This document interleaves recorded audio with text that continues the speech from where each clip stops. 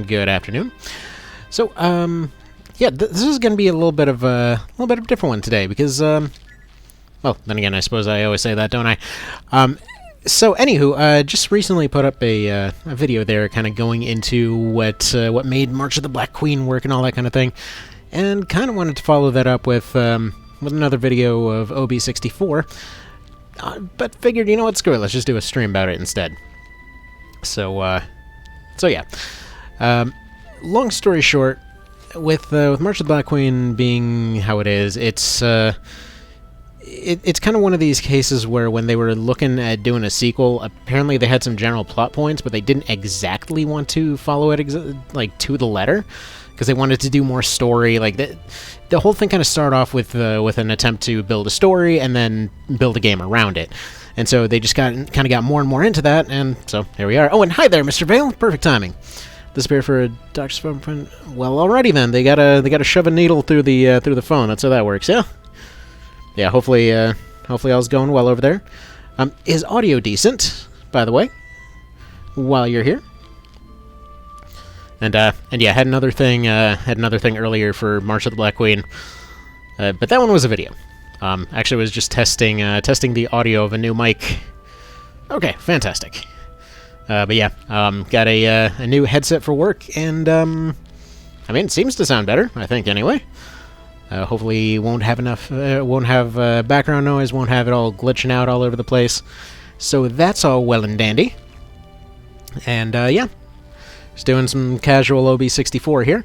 Because, yeah, that entire video was basically over first impressions people get of March of the Black Queen over, like, OB64. Because, yeah, with that one, it always starts off with, hey, guess what, you're moving real slow. Oh, guess what, time to continue moving real slow. Also, you have no idea what's going on. Good luck with that. Also, guess what, everybody hates you now because your reputation is 0. And then, yeah. And the one person who finally asks to join shows up, and they're like, nah, now everyone hates even more. I mean, to be fair, they were decapitating people, but either way, you kind of have to have been there, I suppose.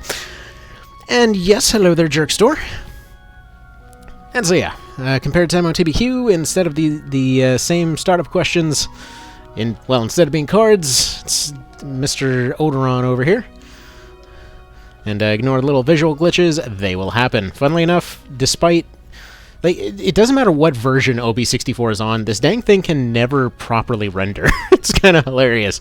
I mean, this is better than the official version, I suppose, because even on the last console that you could legally get this on, which is the Wii U, it still has visual glitches all over the dang place. Who walks in the darkness? My favorite part is if you select the first thing of every selection, you sound like just like a complete deranged psychopath. Like, he legit sounds like somebody that should be on some sort of list if you just go with the first of every option. And hello there, Mr. Pro Cow. Which, by the way, with Mr. Cow here and specific, like, okay. Quick little side note here. Maybe not exactly the top option, but like, how is this not dirty? You know. Whatever, let's just go with the usual of just dirty options for everything. Apparently they're very passionate about their sword. What are they going to sever? Oh, you know, hope. You can make her sound like such a lunatic, it's great. What do you beseech for the gods? Want to win, clearly. And what do you offer them? And exactly. Gotta get lusty for the gods. I mean, this is kind of Greek mythology in a nutshell, though, if you think about it. Let's see, what do you wish for? Apparently fertility. Yep. And what do you get rid of from this land? Honor. Who made this an option? For whose help do you call upon? And they want to stay solid, so the solid earth. Anyway, dirtiness aside... Sorry, that's the Pope asking. Exactly. And what's funny is that, yeah, so you basically have two different churches calling each other cults. is kind of the main plot of this game. It's like two churches basically hate each other's religion.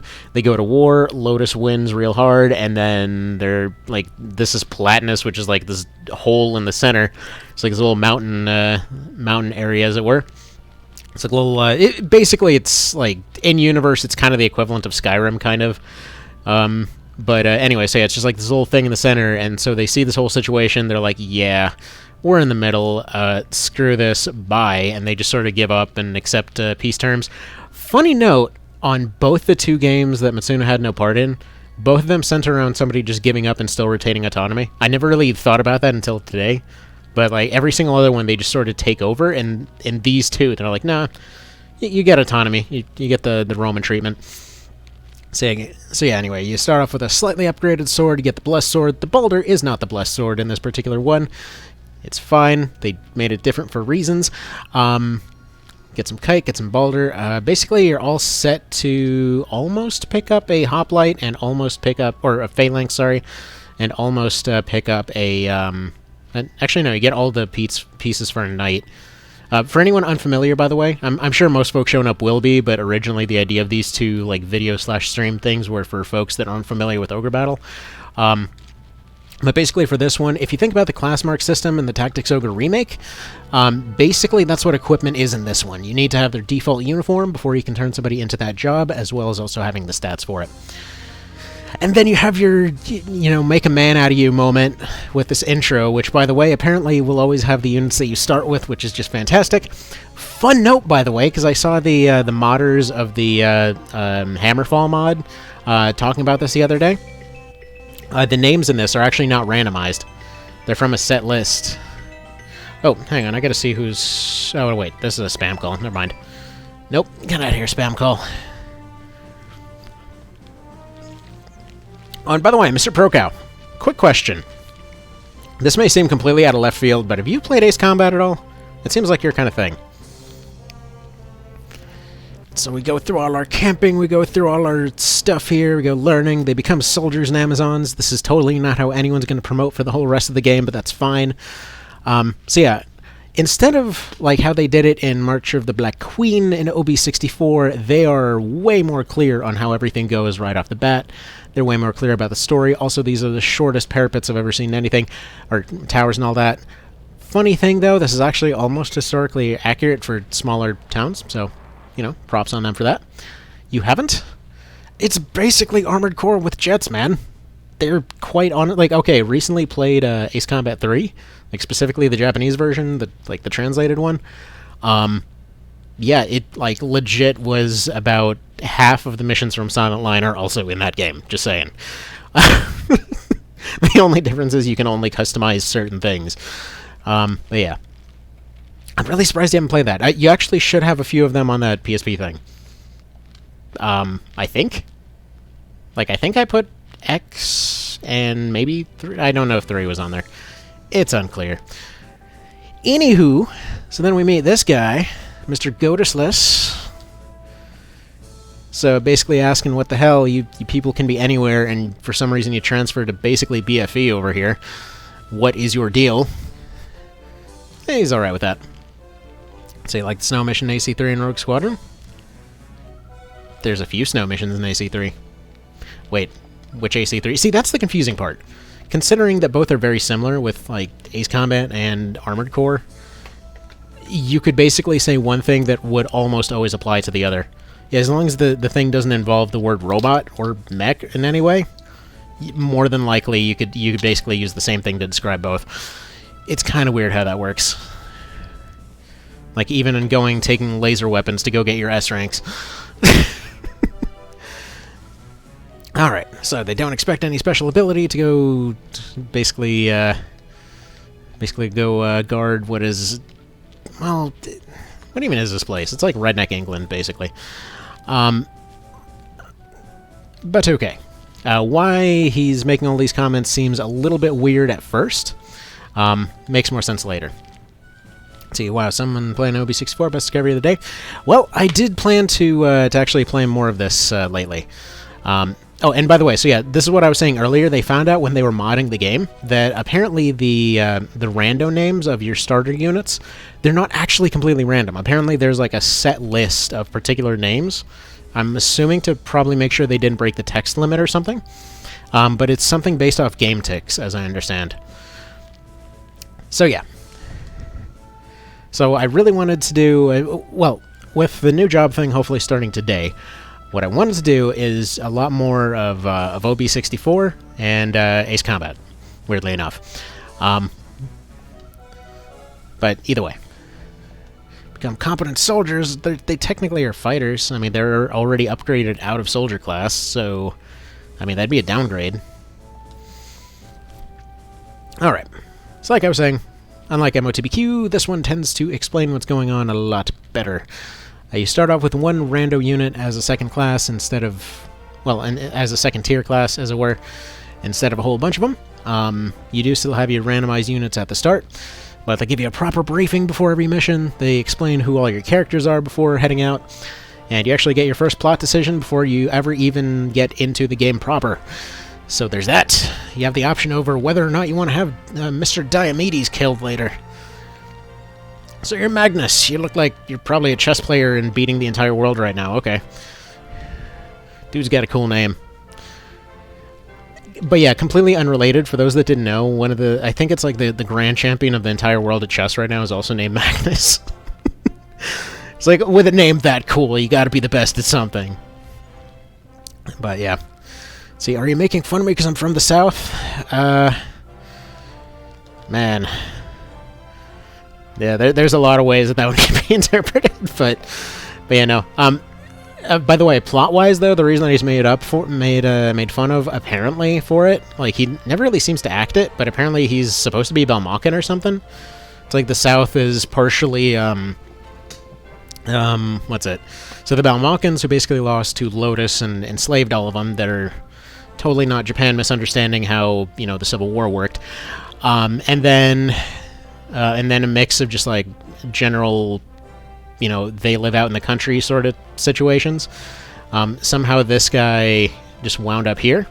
It basically looks like he belongs in Streets of Rage. And Diomedes wrong. Which is fitting, because he's wrong in a lot of cases. But yeah, if you specifically fight this guy at every opportunity, he will betray you. And then dies later. Sir Jojo jokes here for Dio. Yep. It was me, Dio! I don't even have to watch it to understand. Okay. So, let's see if I can remember the controls here, because they are completely different on the controller right now. So, anyway. So, you start off with a few more units this time. So, basically everyone you had at the intro. So, you start off with 3 squads as well as soldiers. So, instead of like how it worked in March of the Black Queen, what you have here is basically a whole bunch of units that are like real people, and then you have your soldier units, which are fill-ins that will slowly gain experience. Basically, as soon as they level up, they become a real boy, as it were. So they'll become either a fighter or a Amazon, depending on the gender of the squad leader. I don't think you start off with anyone else that can be squad leader. Fighters and Amazons can be supports, and then like knights, wizards, or whatever can be squad leaders. But anyway, do I have the shortcut set up? No. Okay, so we need to set up shortcut. Yeah, first order of business. Always set up the shortcut. The controls are definitely a bit funky for this game, just because there's so many potential things to mess around with. Let's see, though. Sort. Execute sort does not cause a public execution. So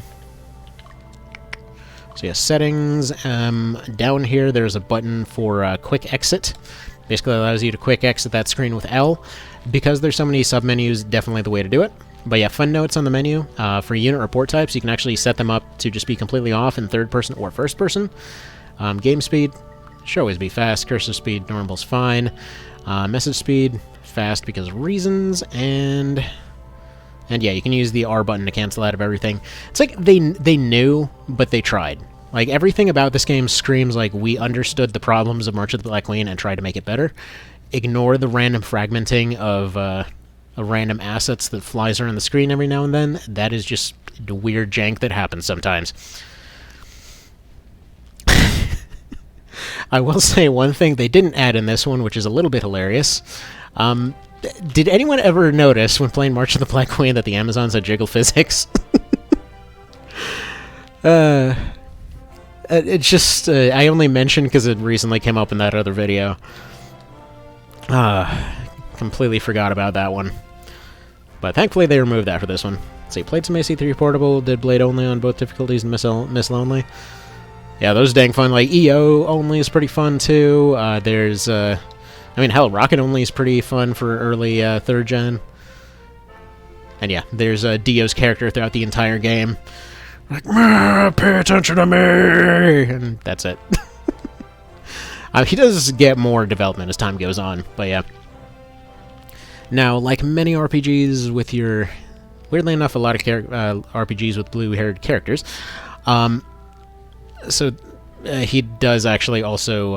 or your main character does actually get a few different class changes as the game goes on. So generally speaking, you're better off keeping him at a low level and keeping him out of danger, but hey. Alright, so, don't let your HQ get overtaken, so they tell you that one right off the bat. I'm sure most folks playing March of the Black Queen realize that, hey, they took your starting tile, that means you lost.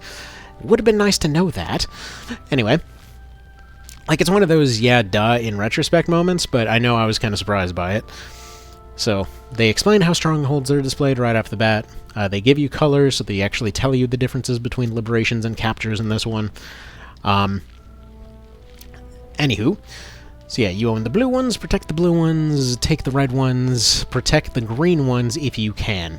Basically, if a neutral one gets taken, you end up losing some reputation. Unlike BQ, it actually doesn't tell you the reputation. People just treat you differently, so that's kind of cool.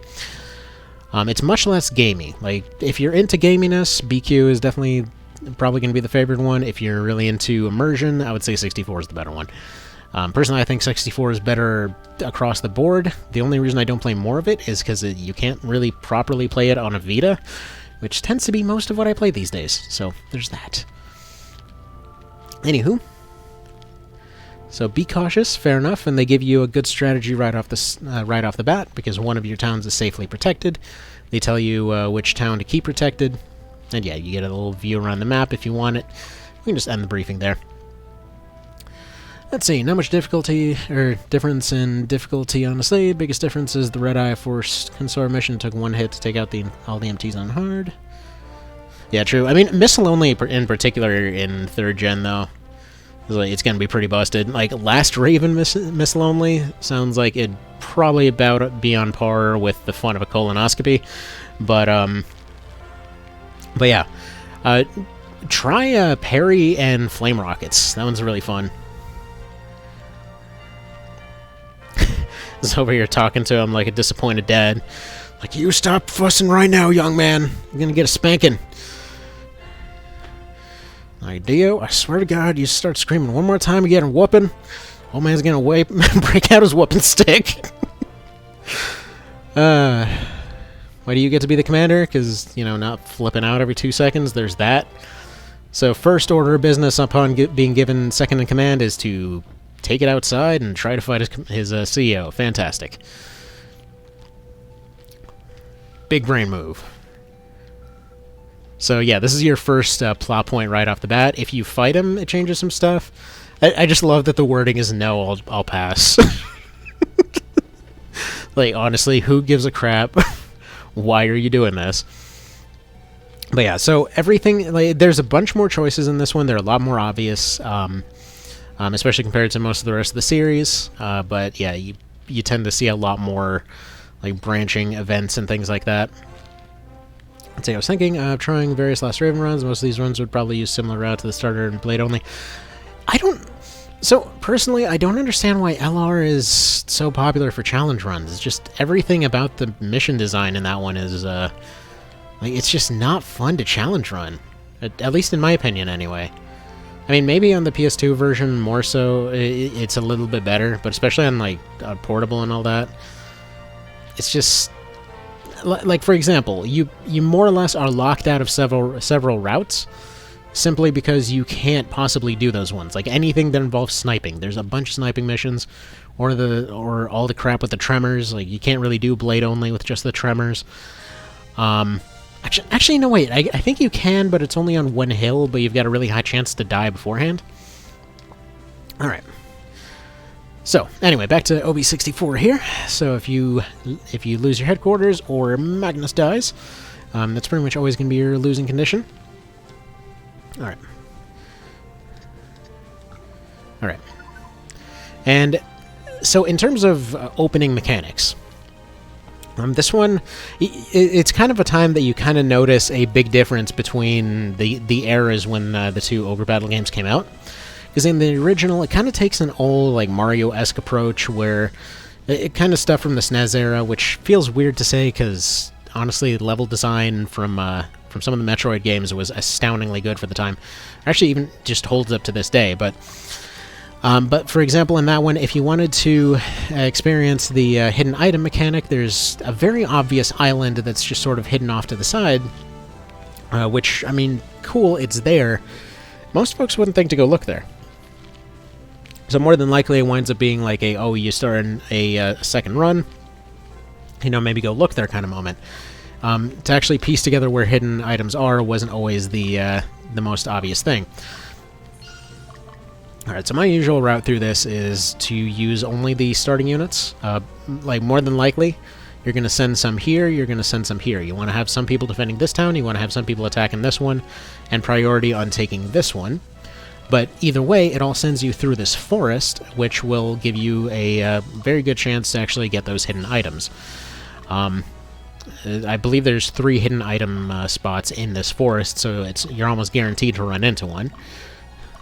On top of that, it tells you specifically to go visit your towns, so you get more dialogue there. I mean, it's just well done.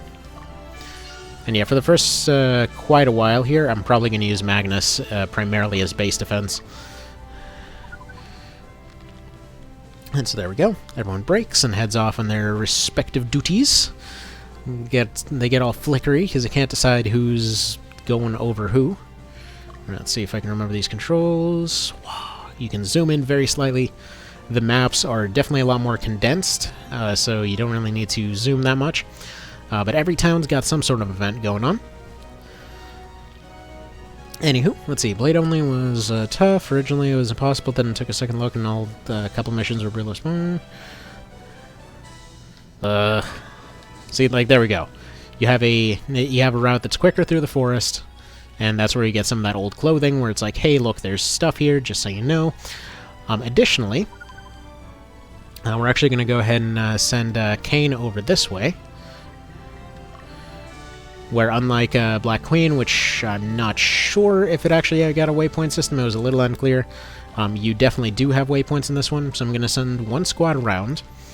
But flanking actually matters in this one, because yeah, if you hit somebody from the side, which are actually reasonably likely to hit these guys from the side because they're programmed to constantly face the bottom right, and you approach from the top, you actually pretty much will never see that happen. You can distract units and circle them around and then cause somebody else to flank them, but they'll usually face their closest and then try to target them. So yeah, you very rarely see defending units like that. So instead, what we get, since they're a plot unit here, is a set party here. And this music, though. And just like before, you got your strongest leader, weakest. In most cases, you'll be able to accomplish whatever you really want with those. Oh man, everyone's calling today. Alright, hang on one quick second, I gotta take this call.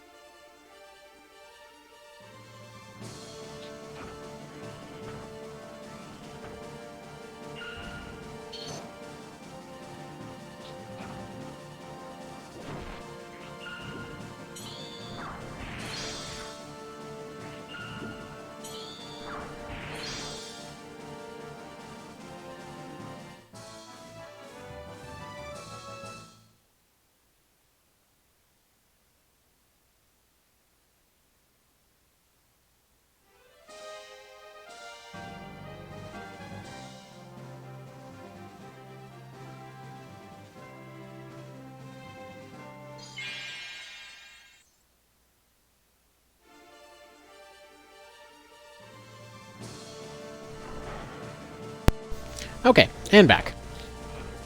Alright, let's see. To answer one question that came in the background here, let's see, are you sure Dio is Balmuckin or is he Enduran? I know he's in the area. I think he's meant to be both, because I think they say he's an Indian guy, but then at the same time he also has a different skin tone to everybody else, which, yeah. Alright, there we go. Also, unlike Black Queen, you can actually lose some fights early on. But yeah. We'll say big difference, though, for this one, like, in terms of overall balance. For one thing, you can't really grind. Like, there's random encounters, sure, but they're very rare. And for another thing, when a unit takes a loss and gets sent backwards, they're usually expected to be out of the fight for a while. Like, honestly, these guys might as well just try to hobble back to town and rest for a little while. So, for anyone unfamiliar, the basically the little flags next to their name are their basically like a percentage scaling thing of their fatigue. So the more tired they get, the worse they fight. So like right there, they beat that squad in the first case, but then on the second encounter, they ended up getting absolutely whooped. Well, that's basically what that's all about. So usually you want to try to wear out enemy teams and things like that. There's absolutely an absolutely viable strategy in this one, since they don't automatically just run back to base and call it good. A viable strategy is legitimately just to tire them out, send in a bunch of archers to snipe the leader, and then just watch as they wander around a forest forever. So it's a fun thing as far as that goes. You may notice we've lost a few little soldier guys, though they are permadead. So any soldiers you lose are permanently lost, and any units that die, technically speaking, are considered legitimately dead. However, oh geez, I'm glad I sent everybody here. But yeah, anybody that that isn't revived at the end of the fight might zombify, or you potentially might have the opportunity to bring them back. That can vary. There we go. Yeah, these starting squads you get are pretty dicey. Although Hellhounds are still ridiculously good. It's kind of a wonder why everybody doesn't just use Hellhounds all the time. What's funny, this particular squad started with a Hellhound. If we get that far, he's actually leaving the party. Also, one little minor thing. There we go. Fix the text box. Alright.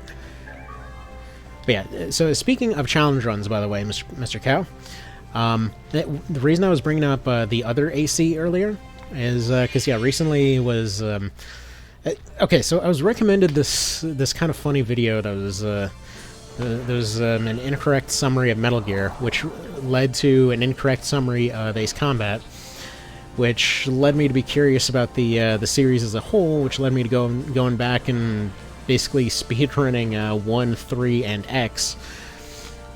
And so, so yeah, went ahead and did that. Kind of found out that I was missing a whole lot about that series, because, dang, 3 and X in particular are amazing. I mean, I guess X is alright, but it's got some really cool moments. And it's functional on a Vita, so I like it. Anywho, details. So there was one moment from 7, which... I mean, I don't plan to be buying it or anything anytime soon, but there was an interesting moment in which a bunch of fighters show up and they forgot to bring missiles or something like that. So it's everybody using only machine guns on their fighters, which, for reference, is basically the equivalent of a parry blade run from Armored Core. Like, you basically have no range. You have to let yourself almost get hit by everything in order to be able to even use them, and in most cases, their tracking is like... Basically, imagine a sniper FCS from any AC game. It's basically like that. So you saw the G4 review of Last Raven? Oh yeah, no, it got trashed real good. Let's just say it's never gotten beyond niche for that particular reason. Honestly, it sucks that that with how popular Souls got and everything else, at no point did anybody come out from FromSoft. And I get it; they live in their isolated cave in the middle of a desert or whatever. I'm assuming that's where they live because they never bother to make announcements or interviews or whatever else about anything. But But yeah, it would have been real nice for them to come out at any point and say, hey, all this level design that we're praised for, did you guys realize that we've been doing this since, like, the PS1 era of Armored Core? It's pretty good, actually. Maybe go give them a look, you know? Maybe, you know, this whole Souls thing was considered garbage until it was considered amazing. Maybe go look, you know? Just a little bit of thought. Maybe you might like it. It's the early 3rd gen MG arms have terrible tracking. Yeah, true. I mean, those are basically spray and pray, though. They do so much that they pretty much overheat about the same rate as a flamethrower, so... might as well. And yeah, so... what I was saying earlier in terms of them taking this town, this is why, generally speaking, you want to take some towns close to your HQ very quickly. Like, to explain one little mess of details that's going on right now. So, they have different AI patterns in this one. So, for example, these guys, if they have this little castle icon, it means that their leader's still alive, but they're wounded, so they're going to try to go recover at a city.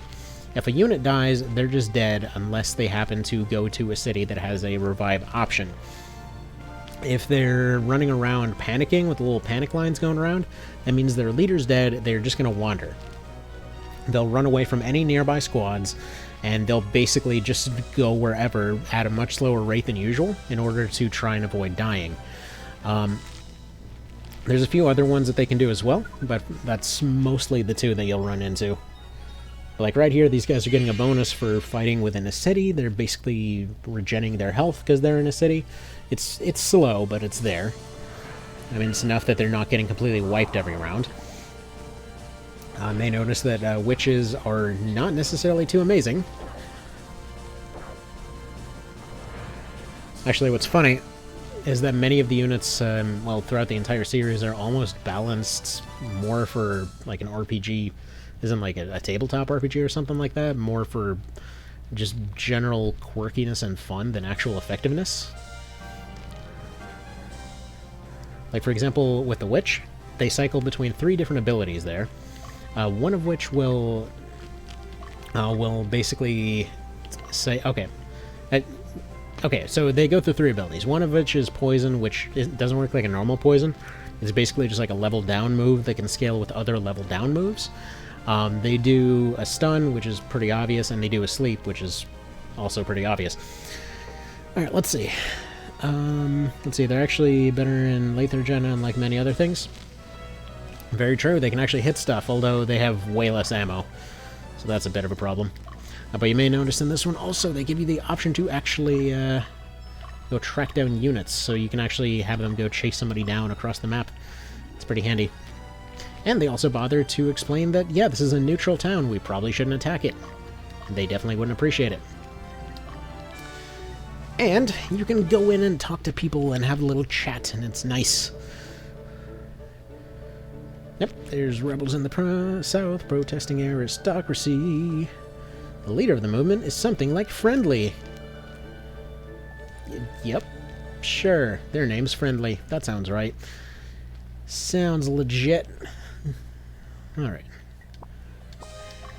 And since these guys are unlikely to get attacked anymore, since everybody kind of went over to take that one town for some reason, I will say the AI is a bit more random in this one, I feel. Like, they're a bit smarter in terms of they will actually try to circumvent your defensive lines and things. Man, have this one spam caller that just never stops all day, and I've legitimately gotten through to the person on the other line who insists that they never even called, their number just randomly dials out as a spam call. It's so weird. But yeah, just like March of the Black Queen, though, the starter teams make 0 sense at all. Like right here, you've got the two squads of soldiers, which, okay, they're, from a defensive perspective, this is almost not atrocious, because they're protected from every angle. But, yeah, they're better off just angling all their dudes to the front, which we actually should probably just go ahead and change right now. So first off, you go to the back. Don't need the leader up front. These two can go up front. Interestingly enough, I think I have these controls a little bit different here, because it's orientated kind of odd. But there we go. And that'll improve that one a little bit. Let's see what's going on with this guy's formations. Like, we get new squads right after this, so there's really not too much of a reason to do this. Like, if we put this guy right here, it's still the same line thing as Black Queen, where it's basically like 5 lines in each formation there. And with those, okay, these guys are probably going to want to take a quick...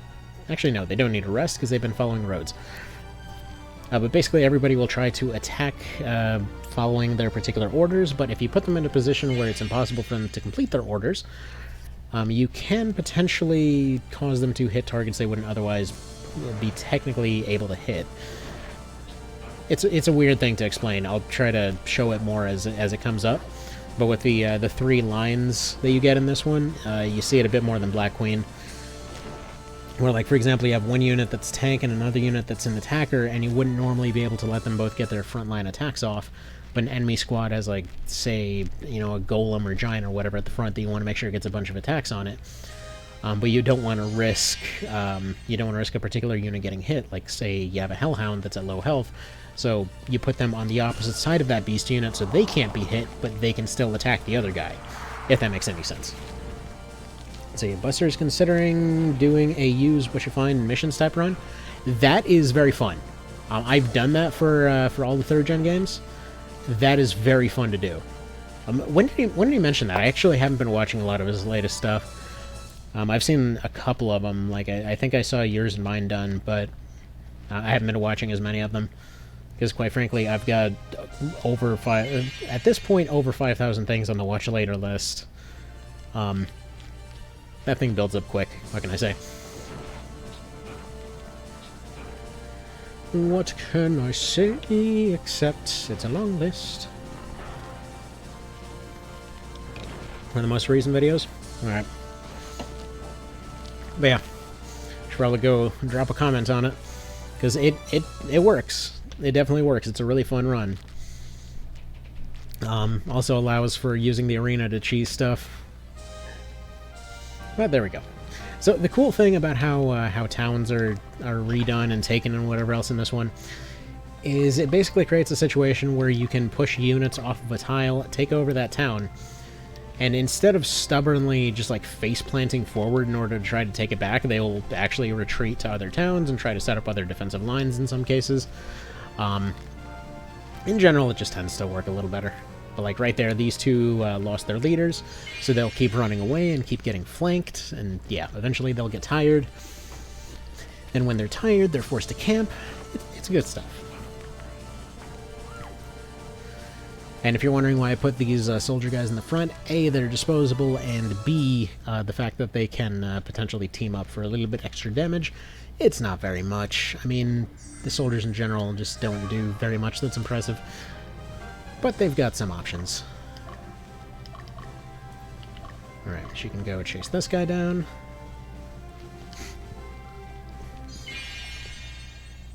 They're almost ready to bum rush this town.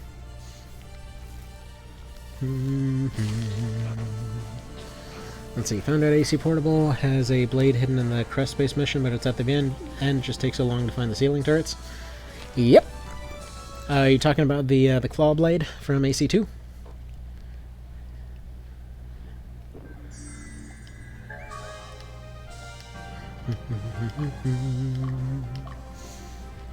And yeah, unlike Black Queen, in most cases, when it comes to the squads, almost all of them are going to be carrying an item of some description. But whether or not that item is actually worth eliminating the entire unit is up for debate. Alright, so you are going to go over here and rest up a little. At this point, we've basically got them closed in. So might as well march everyone forward. It's just, I feel like probably the reason that this never ended up getting another sequel, despite the fact that they were actually getting ready to make a sequel when Matsuno got shipped out to another spot. The thing is, this one kind of, I feel like it finishes anything they could attempt with this. Like, they kind of refined almost everything that needed fixing with the original, and, you know, it's dang fun.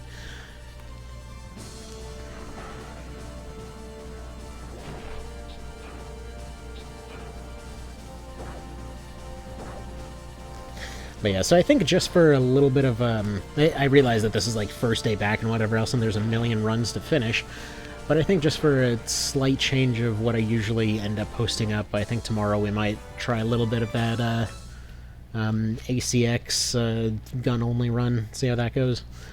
Just out of curiosity. Because I'm imagining it'll be a bit of a dumpster fire. So, by the way, another interesting bit of design here from the intro. If you end up taking the road as it is, which, since units will always try to take the shortest path, they will take the road, this causes a unit to fly back here, which potentially creates a situation where you have to go defend this neutral town. So, it's not always. It's not always. Sometimes they'll just circle back and go for the attack anyway. But it's interesting that they put that there.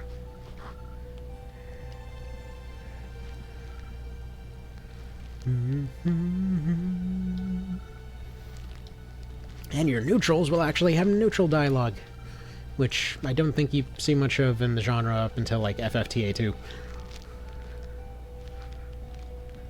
I think that was probably one of my favorite things about FFTA 2, that you legitimately, aside from certain, I think like maybe 3 or 4 plot events, you didn't ever actually have to use your,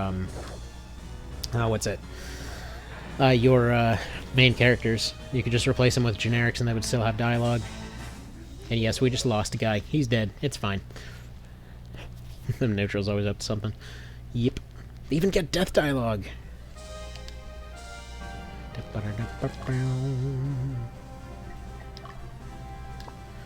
So yeah, at this point, since there's nobody else that can really take over, I don't think.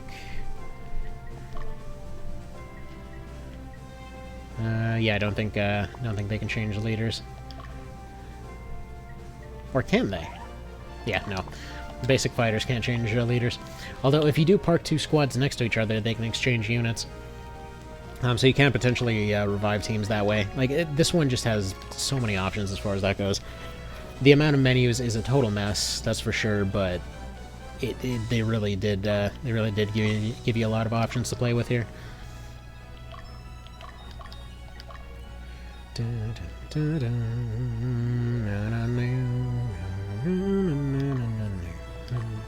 Are you rested up yet? No? Okay. A wild worm. Well, you should probably go hire that mess, because you've got a spot in your team already. So this is how random encounters work. Basically, Pokemon logic applies. He sends out his Hellhound. Looks like this thing can take 1 more attack. So go ahead and interrupt it there. And then he joined! So I'm like, okay, fine, you guys are going to murder the crap out of me. Maybe I'll just join you instead. I've actually never gotten one of these here, funnily enough. But yeah, you run into all kinds of different stuff all over the place. But they have it... I'm curious, did he actually join the squad? No. The funny part is, though, that, yeah, despite everything, the kind of random encounters and things like that, they always feel rare enough to the point where you don't see them that often. Like, if you're actively looking for them, it'll take ages, but they show up commonly enough that it feels like you're maybe getting once a map or something like that. It's nice. It's nice. Especially since most of the time they're units that can't actually be leaders, with the exception of Huckmen, which are reasonably weaker in this one. Like, I'd say Hawkmen are probably the weakest in the series in this one.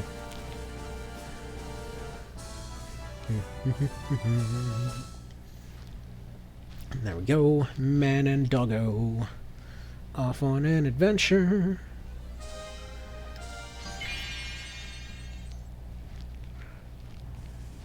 The Hellhounds are just so dang good in this one.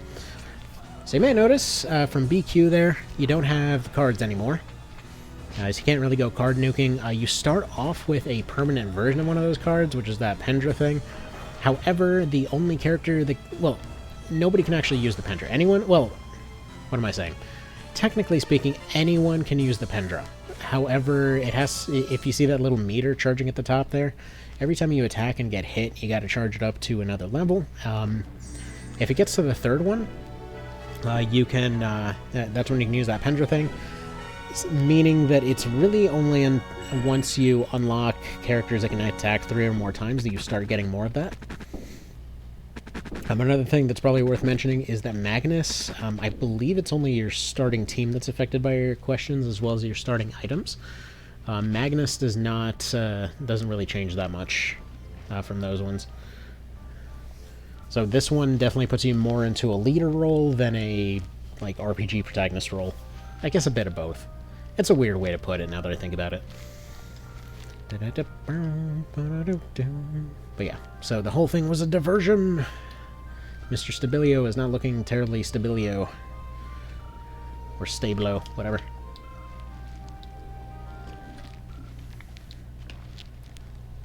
What's funny is that they explain that they're a decoy, right? But... and this is explained later, but they're even mentioning that they weren't expecting them to dispatch rookies. It's like, the rookies are just an extra. Like, they still have all their regular army over there, which, yeah, they still fail, but it's just kind of funny. Like, oh man, we stopped the rookies, but they wouldn't have done anything anyway. And yeah, first order of business. Main character thing for Magnus, by the way. Basically, he and the Prince guy are... Hell, they almost act like a dang couple throughout the entire thing. But, yeah, he's just constantly trying to chase after him and protect him the whole game. There's a whole lot of choices everywhere else, but when it comes to protecting that guy, there is no option. Too late to join the main thing? Okay. Like, yeah, they sent like 10 guys. I think we can probably deal with at least some of them. They do end up joining the main regiment, though funnily enough, they're about half the size of your squad. This is actually one of those moments that I appreciate that they basically set it in some, like, BFE thing in the middle of nowhere. Again, kind of like how they did for Skyrim there. Because, I mean, kind of low population density, to be frank. But yeah. Alright. So, cool thing is at this point they let you go back to the other town here. I don't think they actually let you do anything with that, though. I don't think you can train yet. Unlike the other games, this one actually handled training properly, which sounds like well, it sounds like an odd duck, but frankly, this is the way it should have been handled in all of them. Alright, first things first, let's go ahead and add a character to these guys. I'll just go ahead and give him Ye Dragon. Yes, they're technically not a dragon, it's fine. Unit commands, somewhere here there's an option, yeah, it's class command, so replace all soldiers, so anyone that has a soldier squad can just get all of them replaced at once. Okay, list classes, you can actually buy equipment at any point. This just basically tells you what classes you have unlocked. Let's see, we got one Valk, one Witch. Yeah, you don't get very much at the very start. A bit like Lucked in that regard. Anyway. Let's go ahead and exit that there. Move on to the next one. But yeah, so the training option in this one is basically you send out a squad, and, well, you basically have to pay for them to get into a fight with a slightly higher than them squad. So they will get experience, but they will also, like, if they die, they get nothing, and you are permanently out of that money. And I think it's something like if you go to particular towns and win some certain amount of fights in a row, that's when you get other dandy things like 2 of the Pendras. Or is it 1 of them? I don't remember. Anywho, this is your first one where they start explaining healing mechanics.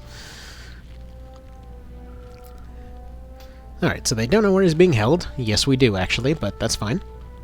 So they tell you, go south, specifically to introduce you to this mechanic. So, let's see, did they actually mention to leave somebody in defense here? I forget if they mentioned that last time or not. But usually, here's the thing, they send a double healer squad, which is something that's very hard to out-DPS at this point. This is also one of the few times that he actually does not mention the bridges. All the rest of the game, he mentions bridges. That's why we have this little picture over here. of Dude Guy talking about the bridges. The Bridge Master Hugo.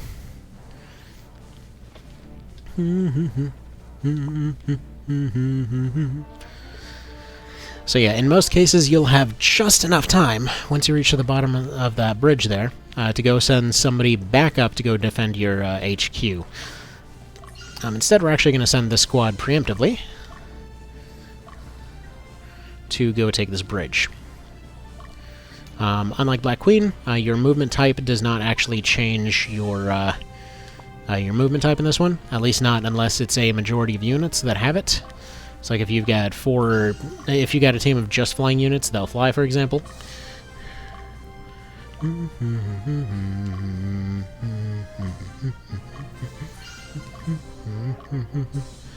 going to send Dio over here to go mess with this forest first, and then we're going to send him down to go take this town. And then we're going to send these guys to go support this first push up here. Once those two clerics are gone, we really shouldn't have too much of an issue. Let's see, that last Raven Bridge with Blade only would give him an aneurysm. Oh, no. Oh, no. Actually, come to think of it, is that the one where you have to... which bridge one? Because there's a lot of bridge ones. Because I remember trying to Blade only that one where you're supposed to snipe missiles out of the air, and that... Ooh, that was gross. But yeah, just like before, though, if you put them on Attack Strongest, they get a minor attack boost. It's nothing too amazing, but it's there.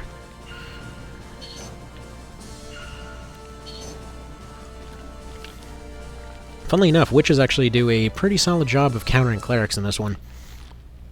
So that's kind of their main role. Even though you can't necessarily have them target the right thing if in some cases. Like if you switch over to attack leader at the same time that they're attacking, that'll work. But yeah, there's that double healer squad I was talking about. Also, this one's items are actually set. They're either set or they have a particular pool that they can draw from, so you don't have completely random items this time around. Let's see, the one with tiny aerial MTs that drops bombs on the weak point, ending the mission very quick. Oh, yeah, screw that. Screw that noise. The hope you brought your energy EO and rifle as a mission, yeah? That runs on my channel, I can grab the video. Feel free to post it. I know which one you're talking about, though. I remember that one very specifically, because you can kind of hop off the very edge of the ledge to take the shots instead of the bridge. But that's the thing that's kind of screwy about Last Raven. That's why I don't like challenge running it, because there's so many very specific situations where they're like, we specifically made this to make it a pain to make a build around. Like, that's not making it interesting, you're just making it into a puzzle. That's not what's fun about this series. Alright.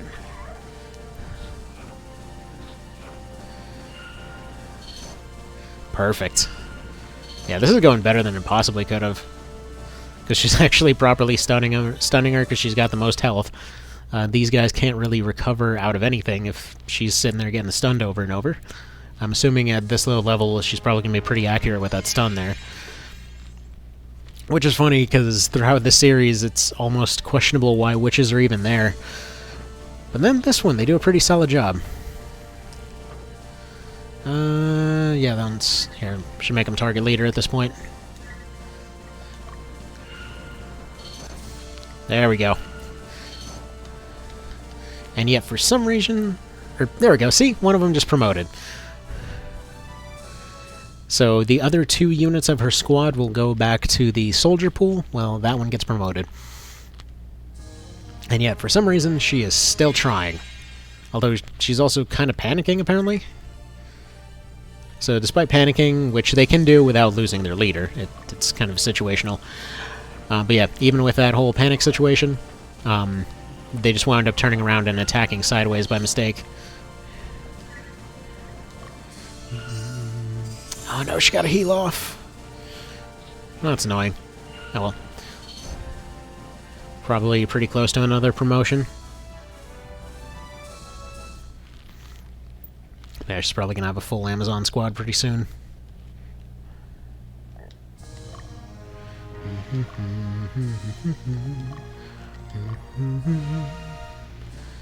Let's go ahead and pop you in the back here. And all your pew-pews on. And pop these guys in the middle.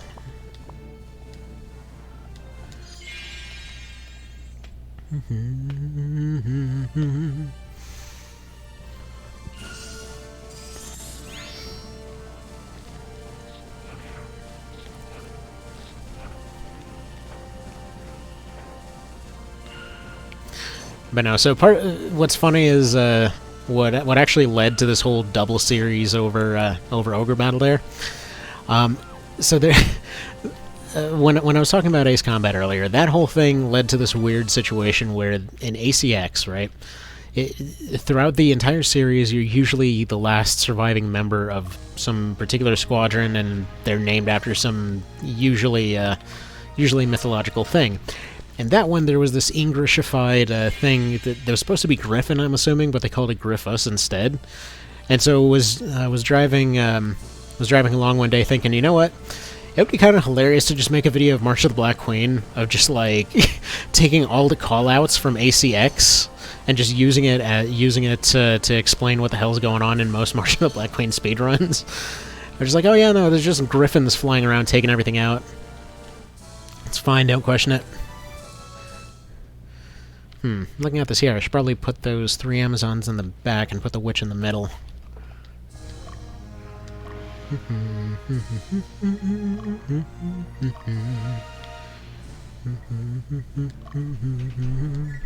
Actually, I guess that's fine. So they can go finish that squad off, and then that's more or less it for their front line, really. Stab. Stab.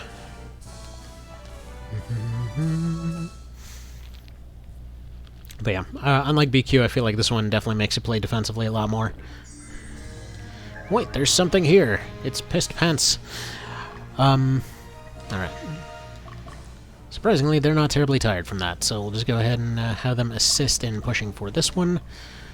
That Knight probably won't do very much.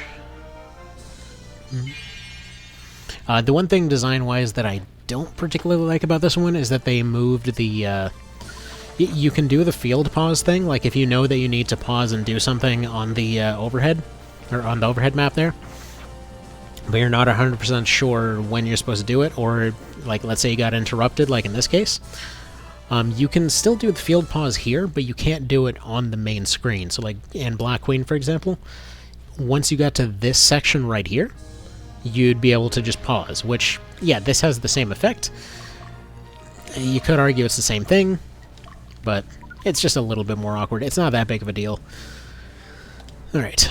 And yeah, those double clerics are pretty much there to introduce you to the, hey, guess what, your headquarters can get sniped, get ready for that all game type situation.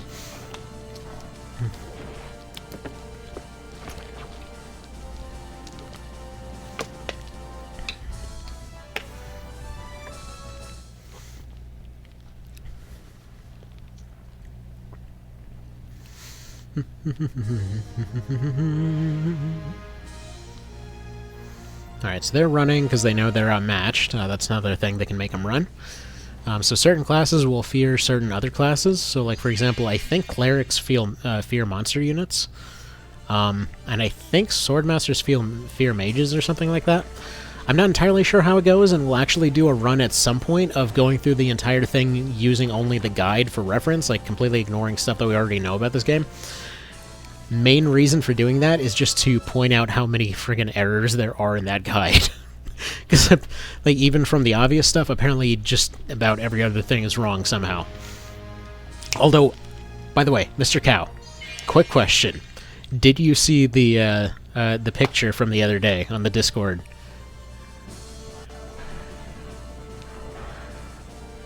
Man, look at that. Look at that hit damage. Got some damage. Which is almost entirely healed back. This is why this double healer squad is a bit of a thing. Alright, come on, Hellhound, finish it off. They're gonna get 2 more heals. Like, I believe what this one's meant to teach you is to try and retreat. Because, yeah, if you keep pushing the attack on this one, they will always lose. Because they can only recover, but recovery doesn't count for your damage dealt, which is what determines whether or not you're basically getting away with what you're doing. So if you do more damage, you push the other squad back. So they'll always get pushed back, but you can't finish them off. So they're always just going to sit there. I mean, that sounds... That's kind of incorrect, because you can finish them off. We're about to do that right now. It's just difficult to finish them off with your starting teams. There's something here. It's another stick. It says it's a light mace. It's more of an ankh. Whatever. They found hard leather. Neat. But anyway, no, what I was posting the other day was actually the official guide for Armored Core 3. Which, funnily enough, I was looking for the guides for the Ogre series, and somebody had sent a repository of just all kinds of old guides, and for some reason there's like AC2, AC Nexus, Another Age, 3, I don't think Last Raven was there. But yeah, there were a whole bunch of them there. And so, why hasn't the scout come back yet? He probably dead.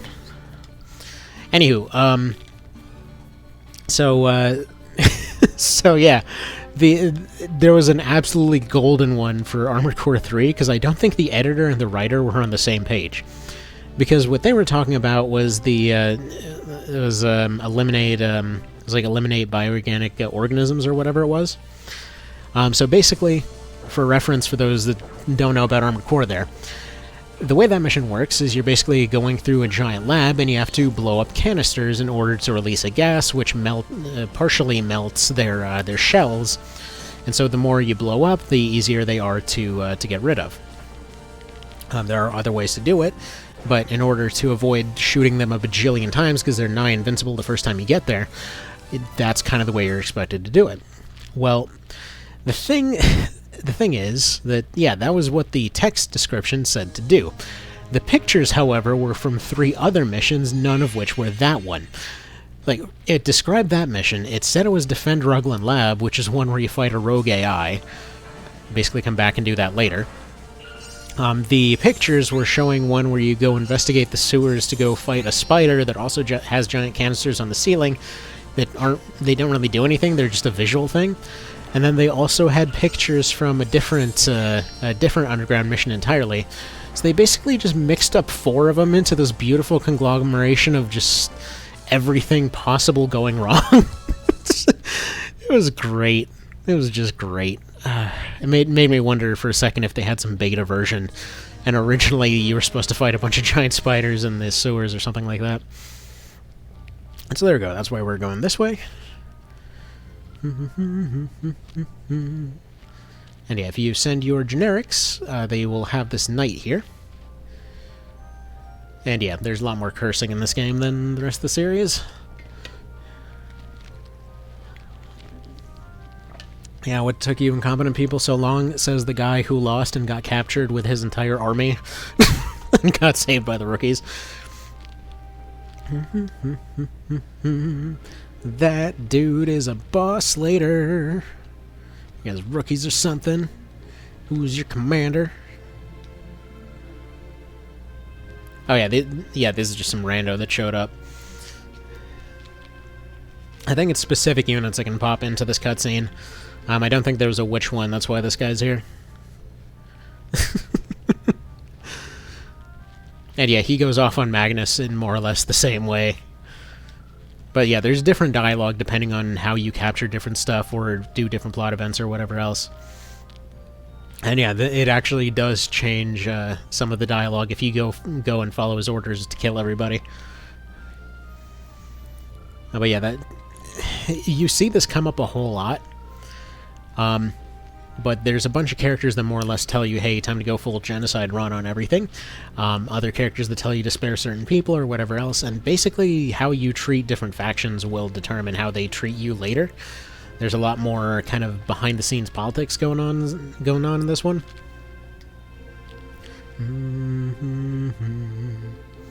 I like to think this is just the one knight that's technically considered dead off in the background.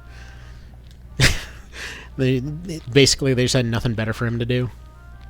and this one guy decides to wait till the conversation's over to try and sneak out. Although I do appreciate that they actually gave him the correct weapon in this cutscene. That bugged the hell out of me for FFT, because, like, and to some extent, Tactics Ogre, like the first one, though I kind of understand on that one, because they use completely different animations, so they would need to specifically create those animations for every single thing. Like, funny little tangent here, for the Tactics Ogre remake and stuff like that, they will actually use the correct weapons if they have the animation for them. If they don't have the animation, they'll just use like a short sword or whatever else. In this one, they'll always use their correct weapons. In FFT, they never will. Except for like one time, I think, when like it's just a coincidence that they happen to use the same model. But they basically always use the broadsword model, which later gets reused for something else. But that always bugged me so much. It's a little detail. But yeah. In Night of Lotus, they actually also always use the correct ones too. It's a little detail, but it does so much for immersion. But anywho. So yeah, at this point they give you a second objective, and a lot of missions will do that. They'll just change what's going on there. Alright, so yeah, unlike Black Queen, you're usually fighting on a lot more fronts at one time with smaller amounts of units. Yes, you can have those moments in Black Queen, but in a lot of cases you more or less just like death dot it to a particular situation, then you move that group somewhere else, then you split off and, you know, kind of adjust everybody accordingly. There's a bit less of that in this one because everyone's getting tired and recovering at different times. Maybe the other sword size could mess with the scene. This is true. This is true. I think a lot of it, though, was just for dramatic effect, and the fact that, yeah, some of them would look goofy. Like, for example, any one of the stabbing scenes would look weird if it's anything other than a normal sword. Like, one thing that FFT really did do well was all the impalement scenes, which sounds like a very weird thing to praise something for. But, like, in terms of emotional impact, like those times, for example, when Weegraph, throughout the entire series, is just running around just, like, forking people all over the place. Like, the whole thing, they usually get stabbed, and it's usually knights getting stabbed, and you just, like, see the sword tip coming through the back of their cape. It's like, man, that is impactful right there. And it saves them on other animation things, because then the cape covers everything. Convenient. Somebody really thought that through. Alright, so the squad's headless. They're no longer a threat, though funnily enough, if you have a headless squad, or a panicking squad, they will not actively try to take towns, but if there happens to be a town that you push them on top of, well, then they will happily take it. So these guys are going to rest real quick. It's Dio. He's an a-hole. He just gets to sleep on the bridge. They would have passed out anyway. But no, he's seriously a dick for most of the series, or most of the game, until he starts to suddenly turn around later. Man. The squad's powerful. Over here eating the clergy. Might be a little hard to get a different job after that. What was your previous job? We're not going to talk about that. But have you noticed there aren't as many people coming to the door advertising religion? Well, dark. Anyway, let's go ahead and move you over here. You're taking over base defense. We'll let Magnus go in, maybe get a little bit of experience because he hasn't had a single fight yet. Thankfully, he is a little OP for stats, but we shouldn't have anyone coming through. Actually, I think comparatively, like, Magnus is probably one of the more defensive characters in the genre. Because usually you see them becoming overwhelmingly powerful or whatever else. He is mostly defensive. Then you see his dad later, who's basically bulk incarnate, and that makes sense, I guess.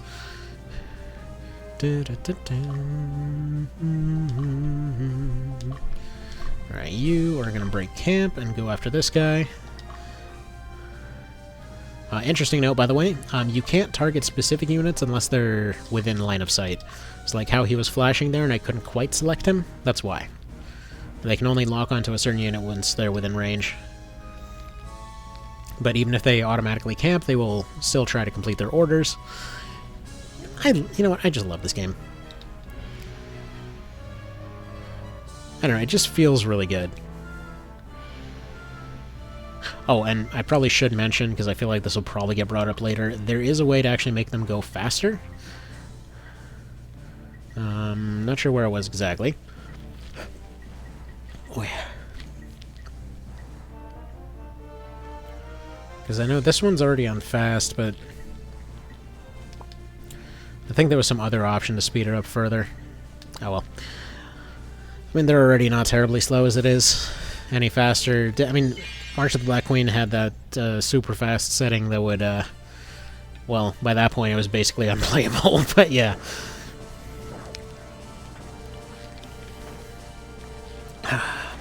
Good coffee, good coffee. By the way, how's the new mic sounding? Sound at least semi-decent?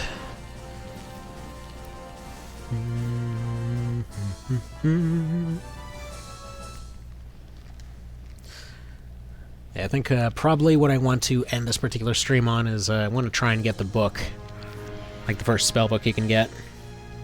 Sounds good? Okay, good to hear it. Because I was testing it out a bit earlier. Was a little bit surprised. It sounded a decent bit nicer, so...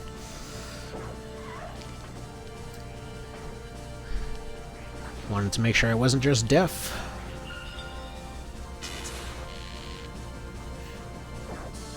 Also, interestingly enough, that you can have blocked and resisted attacks going on in this one. I forgot to mention that part.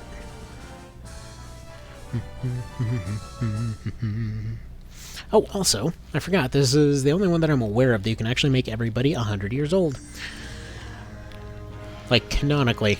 As in, it's literally written in their character bio that they're 99 years old. It's where they all cap out. I mean, they don't die of old age or anything. It's just kind of weird to see everybody in their 20s suddenly matching age with people that are way older than them, while also still looking like they're teenagers, but, you know. It's just how it works sometimes.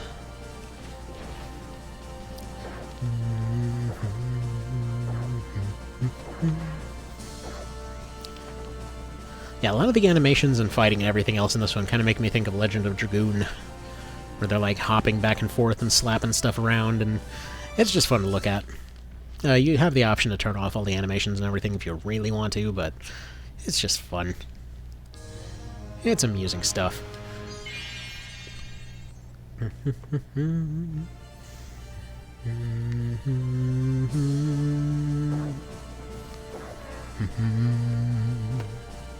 And they eliminated him and got points. Oh yeah, so, book that I was talking about. So, oops. Accidentally just kicked a thing, it happens. Death Squad is Death Squad in the current run. They can get there pretty dang fast. Dude's got stats. Yeah, I think we'll go ahead and send him back to defense here, have this inexplicably successful Witch Squad go do more stuff. They've been surprisingly carrying pretty hard here. I don't think I've ever had a Witch Squad that successfully managed to push an entire line by themselves. But okay, won't say no. Just kind of leapfrog everybody down here. I don't believe they have anyone else that they can send up here, but probably should just leave the Monster Squad up there for safety. I'll go ahead and have him go chat it up here a little bit. Anyway, how's it going there, Mr. Evan? Those who work shall go hungry, or who don't work shall go hungry. Okay. Alright, clearly we found a red state over here. That's a nice belief. That's not always how that works. Doing right, how are you? Well, hopefully, starting the new job in a few hours. And yeah, making plans for more of this kind of stuff. So yeah. Looking forward to that being a hopeful kind of shoe-in at this point. I really hope so. Man, who the hell... You know what? I think that Monster Squad was busy eating up clerics a bit more effectively than we thought, because we have found, what is like 4 of those dang light maces on the ground?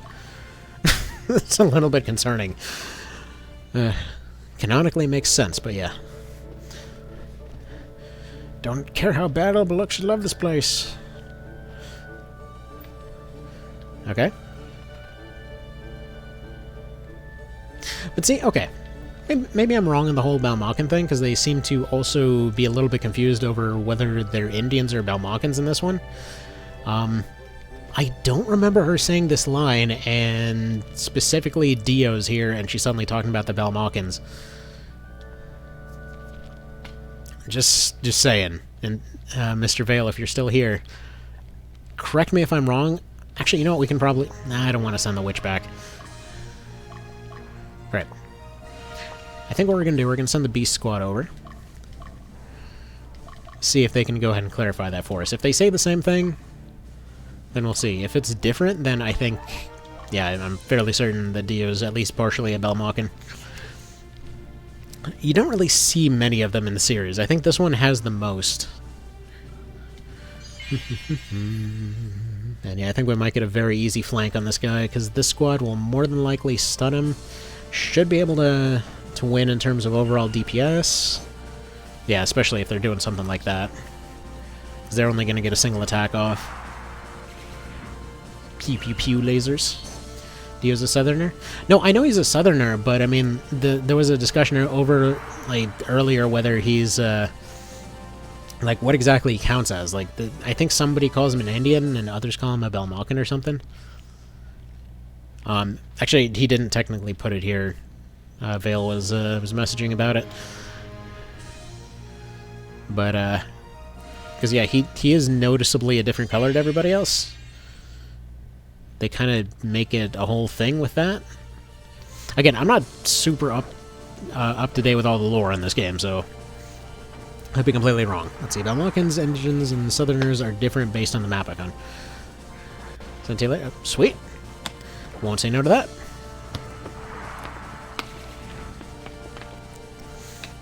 Not entirely sure how this one wasn't considered a flank, but screw it. Went pretty well. Although I think Witch Squad is about to get yet another kill.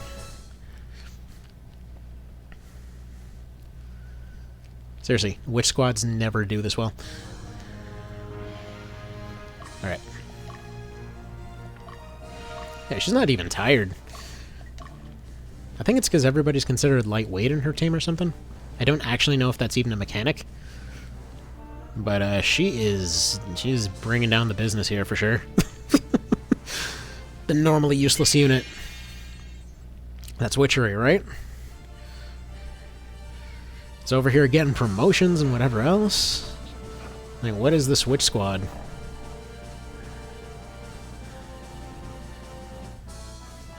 Man. It's doing a pretty good job.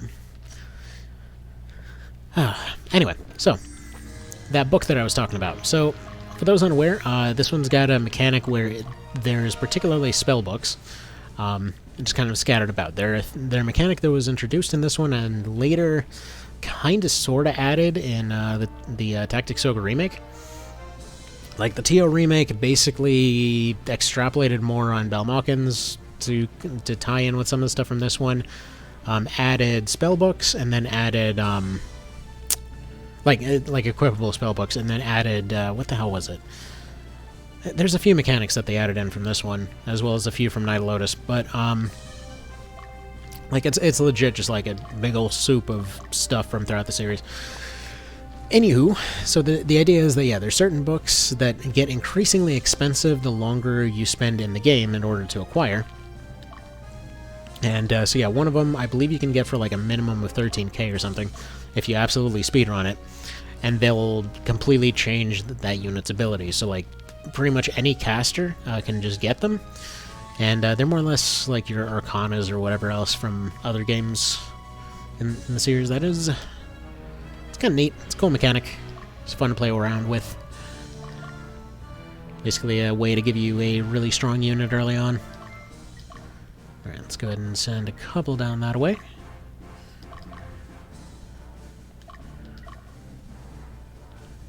I'll have Dio there for defense, and then we'll have her get ready to go take out these guys.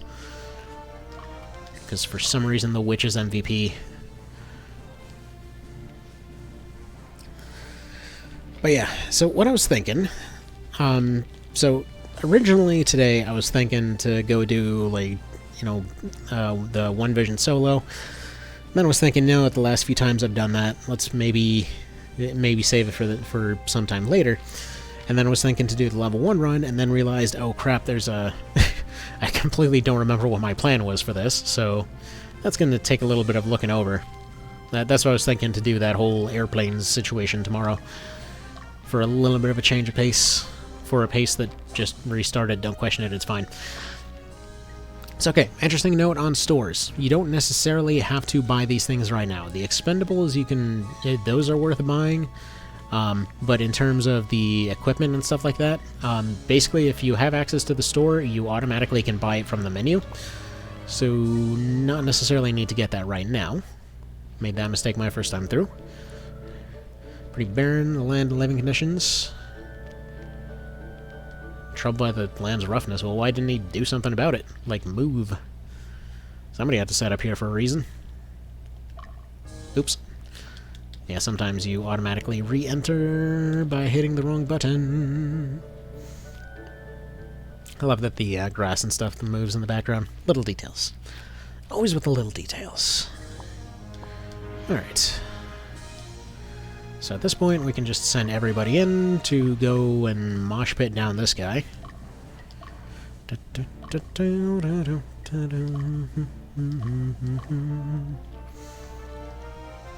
And yeah, it kind of occurred to me earlier, I've never actually done a casual run of this game, I've literally only done challenge runs. It's like those weird situations... Oh, and by the way, that massive knockback mechanic I was talking about earlier, this is one of those funny situations where he can actually hit the edge of the map here and just, like, suddenly decide to go defend that spot. Especially if they've got extra units that survived up to this point, because they can occasionally just retreat and head this direction. But anywho, yeah, I was just thinking, it's like 2 paladins, a witch, and probably, like, I don't know, a caster, other caster of some variety. This is just hilarious, though. The dude's here with his whip and giant hell dog. His lady comes in with a stick, like, friggin' get down on the ground, hands on your head. You're arrested by the witch police. I mean, she does have friggin' stun rays, so she's got her flashbangs in that stick, I guess. I think a lot of the portraits from 64 and Night of Lotus are probably some of the better in the series.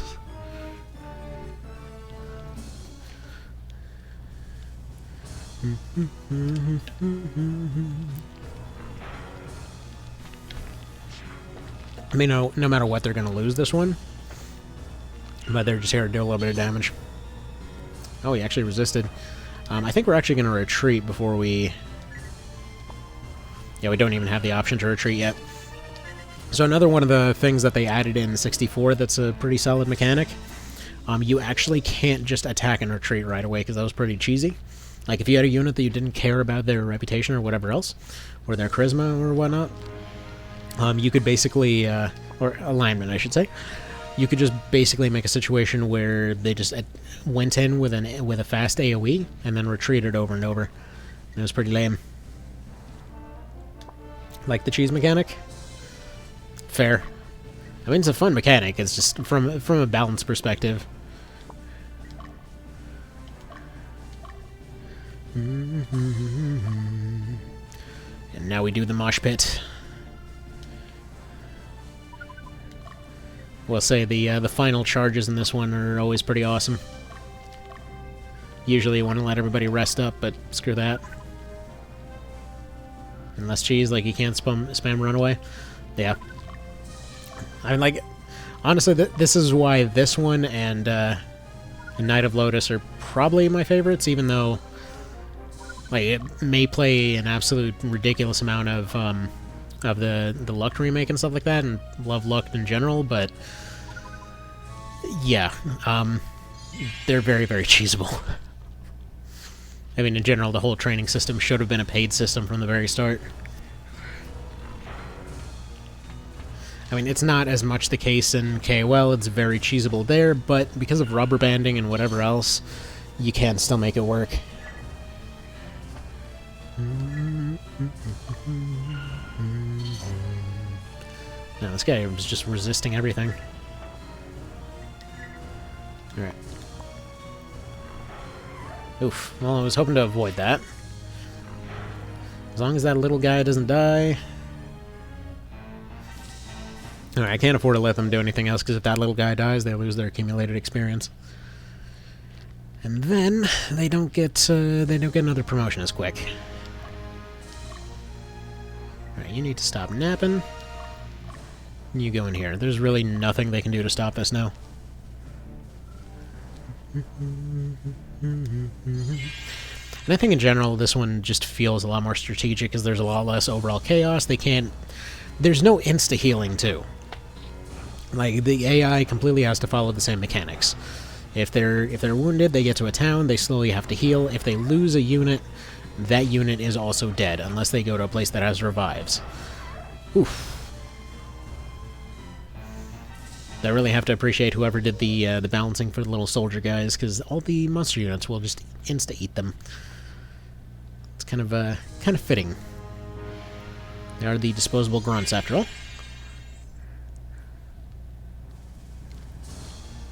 But yeah, so unlike BQ, if you send in an entire mosh pit of units, there's a very reasonable chance they will be able to figure out a way to win that fight. Like right here, I might as well just have everybody pile on the leader. He's not defended in any way. And, yeah, Dio's going to go ahead and finish him off. Going to get his promotion, more than likely. I guess he won't get a level up. Fine.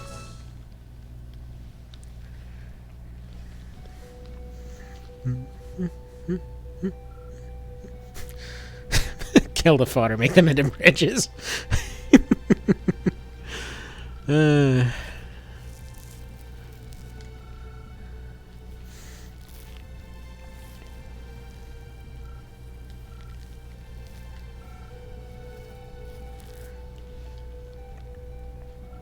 yeah, this guy's just trying to die for their cause there. Which, yeah, this is why Raid is kind of a meme for this game, because he legit just goes out of the way to try and make sure that friggin' everybody dies, regardless of how impractical it is. Like in this case, this guy has information, yet we're about to have a very different scene here. Yeah, 7 soldiers. I think that's about how many we lost.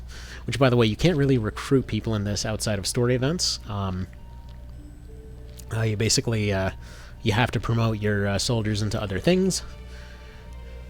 Yet another case where he's actually using the proper weapon that he'll use later. Nice little detail. Man, you're almost such a weirdo in this one. This douchebag, hey, who are you to let them live?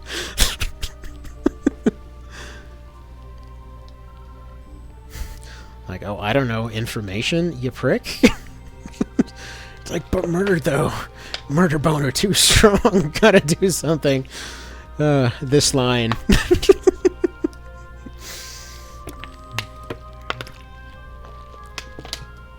What's funny is that right now, he's not even plotting anything. Like, this would be the moment, like, FFT or whatever else, where they'd be like, oh man, this guy was hiding something the whole time. No, he's just a dickhead. That's one of the little things I appreciate about the writing in this one. Like, he's not necessarily doing anything. He's just an a-hole. Like, it's just what he does. Not to mention preposterously racist. And classist. Mostly classist, actually. It just kind of happens to be racism as a byproduct.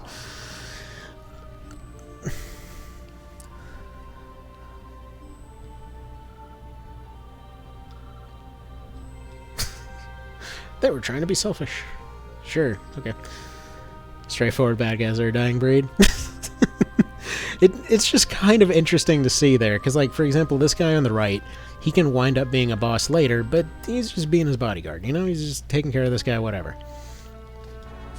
Like, he's just doing his job. Raid is a douche, because he feels like being a douche. Most of the other bad guys are a bit more, like, they've got more stuff going on, but you gotta appreciate the simplicity of this guy.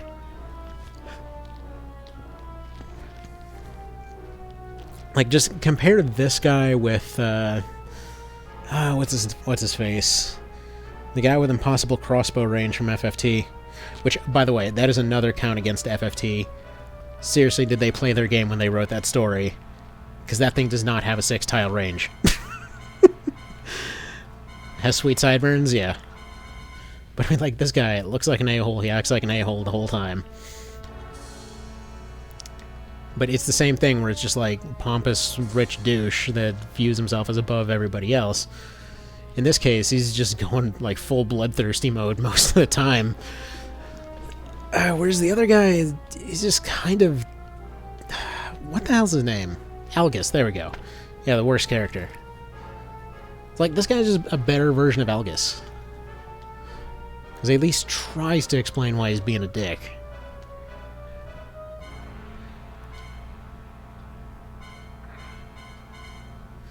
And defect button time!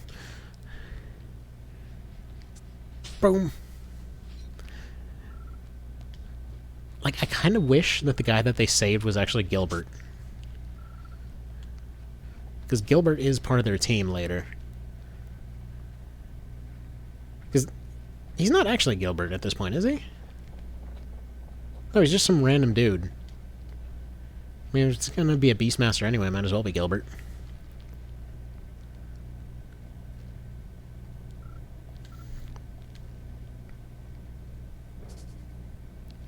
The dodges. I love how they, like, at this point, they put the music out there like you're supposed to possibly recognize this guy.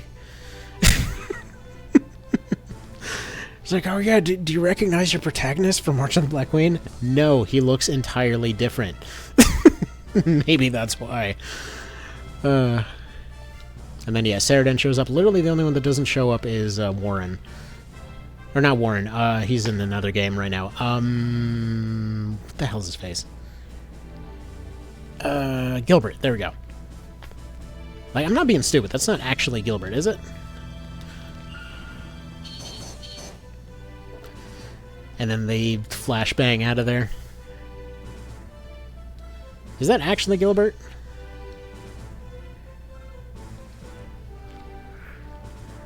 Because I don't think, like, I think when they... Dang it, I'm gonna have to rewatch that now. Hang on, let's see. Let's see. Because I can find it right here. Alright, where are you, YouTube? I'm gonna feel like a complete moron if that's actually Gilbert. The Beast Tamer wasn't Gilbert? Okay, okay. Okay, then feeling like less of a complete moron. Or at least slightly less so than usual.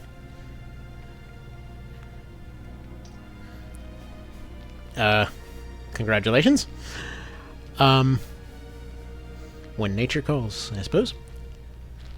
And yeah, at this point, Yumel just kind of turns into, like, little boy sad man for quite a while. He's basically your ultra-sheltered kiddo for most of this. Oh, actually, this right here. This is another part that I forgot was a OB64 reference in the Tactics Ogre remake. Because this music is the one that they actually go and use for the kind of like background scene music in your chapter transition music and stuff like that. I think it was different originally. Or actually, no, it actually might have originally come from the Saturn port of TO. It's a little hard to keep track of all that stuff.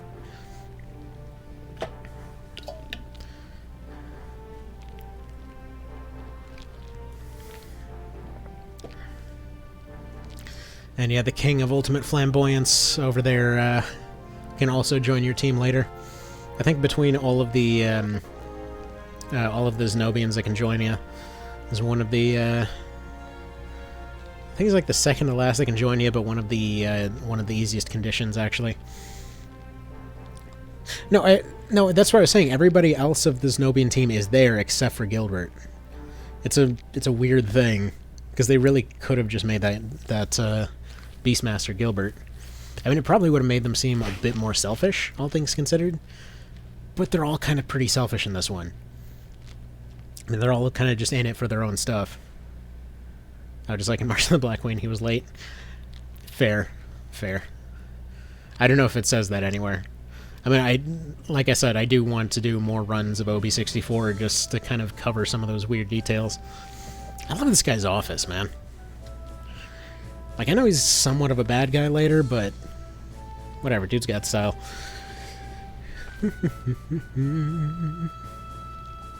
And I have to respect, by the way that they handle people's turn towards being evil characters and whatever else. Because it's cool that most of them start off legitimate. Like, everyone's legitimately just trying to do the best they can.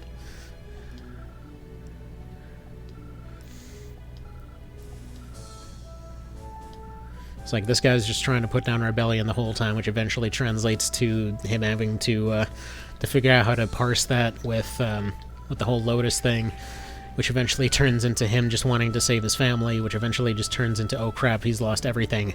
Time to go full demonic mode now. As everything just falls apart everywhere. You will be provided money. And yeah, unlike many of can't do anything about it alone, stop showing sympathy. You know what? As much as that's kind of a douchey thing to say from a military perspective in this era, I mean, like, considering their situation, it's not exactly... it's not unheard of. Alright, so we'll do one training fight just because I want to save the money from it, but we'll just put Magnus into training, I suppose. He's pretty much level 1, I think. But yeah, so you pay a fee depending on their level. They just go into a fight, which I believe is their level +1. Or I think it goes by certain tiers, and then the more fights they win, the better experience they gain.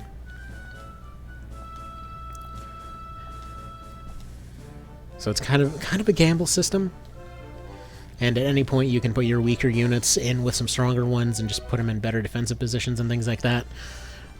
They were pretty good about designing them in such a way that you're never going to have squads that are 100% in danger everywhere. I mean, thankfully, even the overhaul mod that's out there for this game didn't do that. Another thing, instead of the... I just noticed, instead of a 5-lane, it is a proper 3-lane system.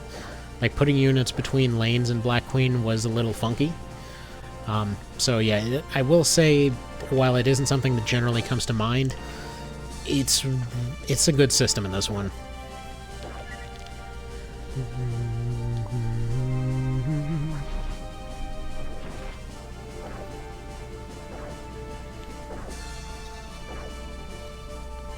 Ooh, stuff might be about to get loud because there's a trash truck here.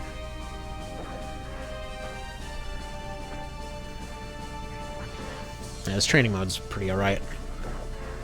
It's nice, quick, it's fun to watch. It's a good deal, good deal.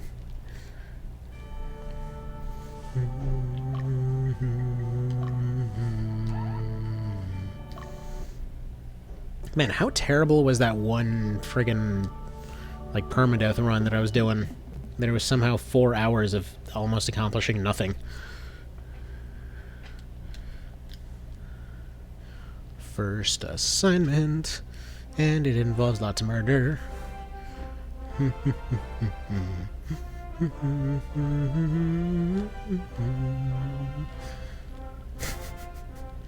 Can't be you, you're looking like a protagonist.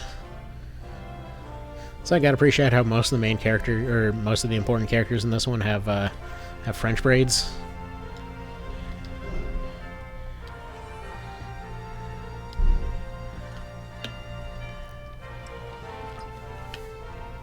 Like, literally everyone in this room right now has a French braid. What's up with that?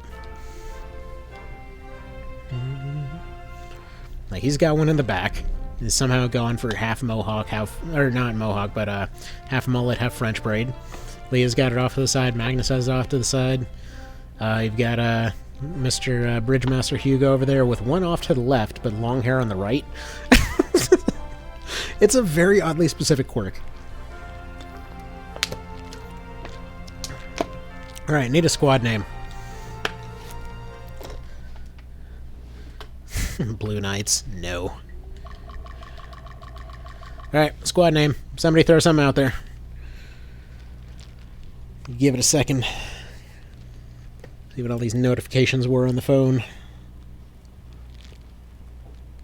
Bridge burners. Sounds like a winner. That didn't take long. I think there won't be enough space, so we'll do like bridge burn. As he just clutches his heart and has a heart attack.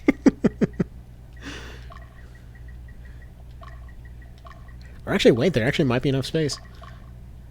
Bridge burns. Okay, that'll do. Turtle tab. Maybe.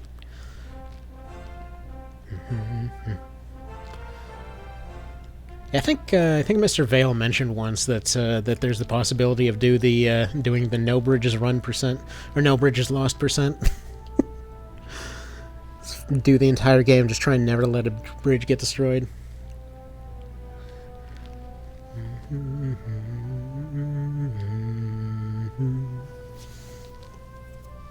Is this the one with Wizard Wallace? I think it is.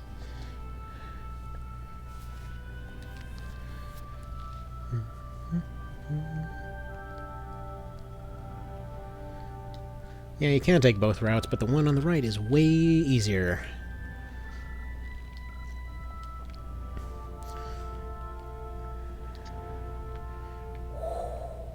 You can zoom in, but only so far. But you can zoom in ways away for some reason. Don't know why you'd ever want to.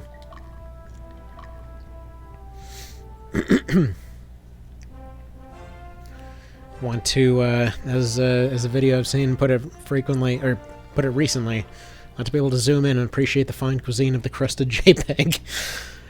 But no. Can't have that. Oh, a little detail that I meant to allow that first image to be shown there. They actually explain what's going on with the walls from March of the Black Queen in this one, despite the fact that they had no reason to do so. What do you see here? What are all these forts made of? Because I guess somebody just felt like they absolutely had to explain this. But the walls of March of the Black Queen, despite looking like castle walls, could be destroyed with termites. And yeah, funnily enough, all the walls in this one of the little castles and whatever else are also just like little frontier forts. Fun little details.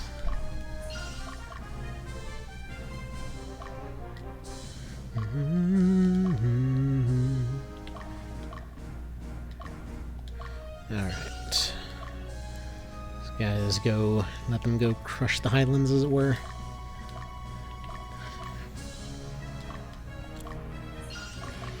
Usually we like to send 3 up here and then 2 below.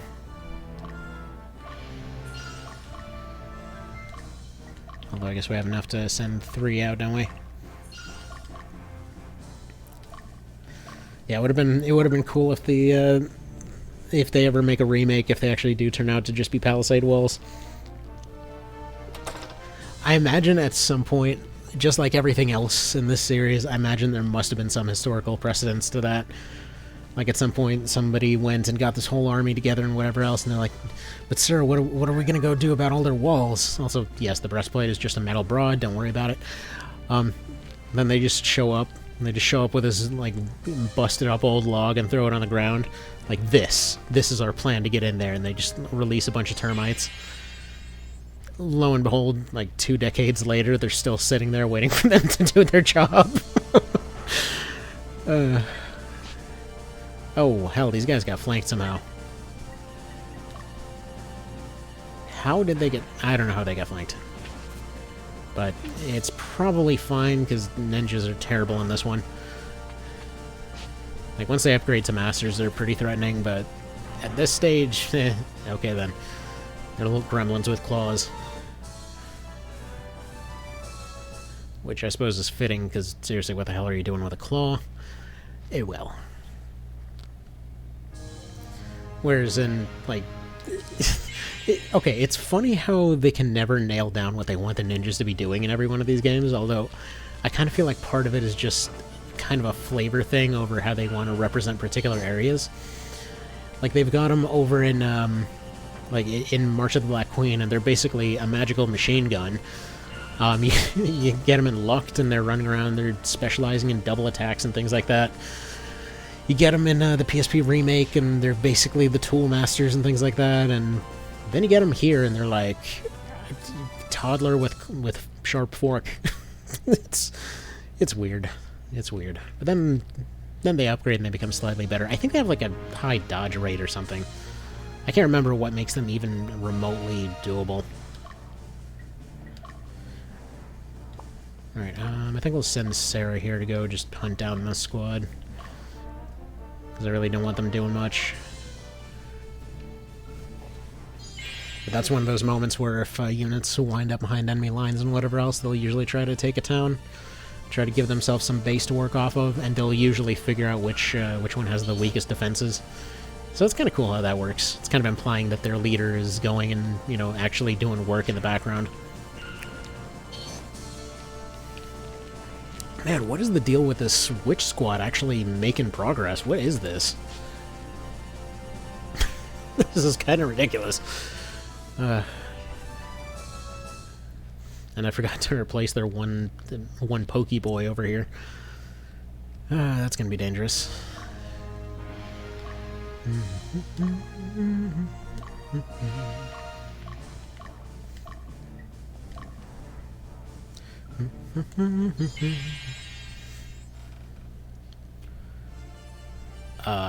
This squad makes no sense.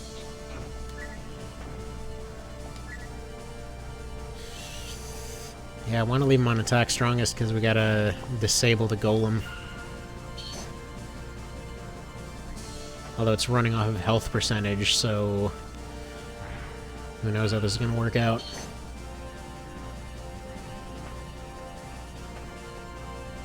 Yeah, it's kind of weird, though, because she's managed to roll Paralyze literally every single attack throughout this entire campaign.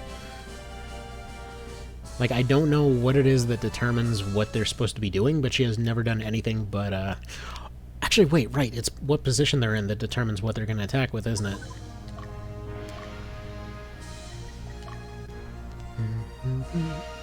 Because, yeah, she only does Paralysis from there.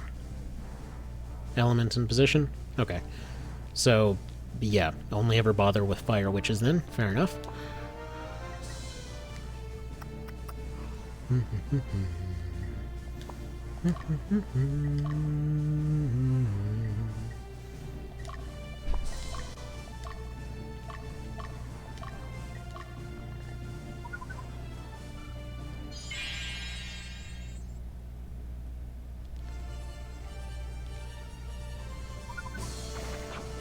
Hang on one quick second here.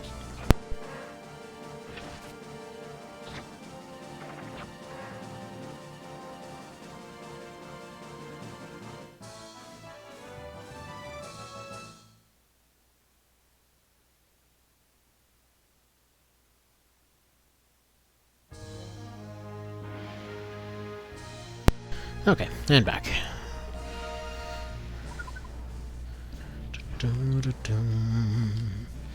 Done liberating Kiefer. I love how he describes it as a process. Like, yeah, I guess we're done with it now. We had to restock the fridge and everything. They drank all the Red Bull. Which, yeah, for anyone unfamiliar with this one, yeah, you actually can give everybody, like, energy drinks, more or less, to keep them going. Spear Squad's pretty alright over here. I need to stop forgetting to restock everyone's units.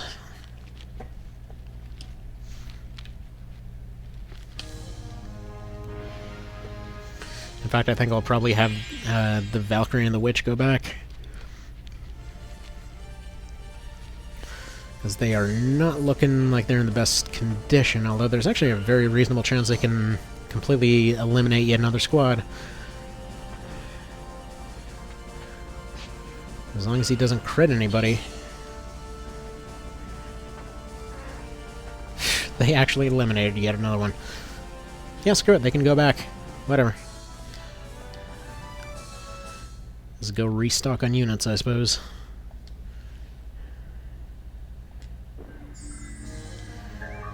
Wait, there's something here. It was murder. Alright, you go ahead and go back. You're going to take over Stronghold duties. You are probably going to go after this one.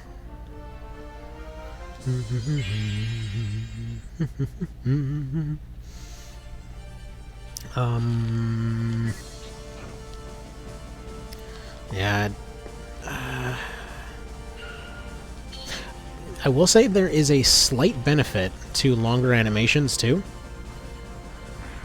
Because in some cases you can potentially have the option to retreat simply because the animations took too long. Like right here.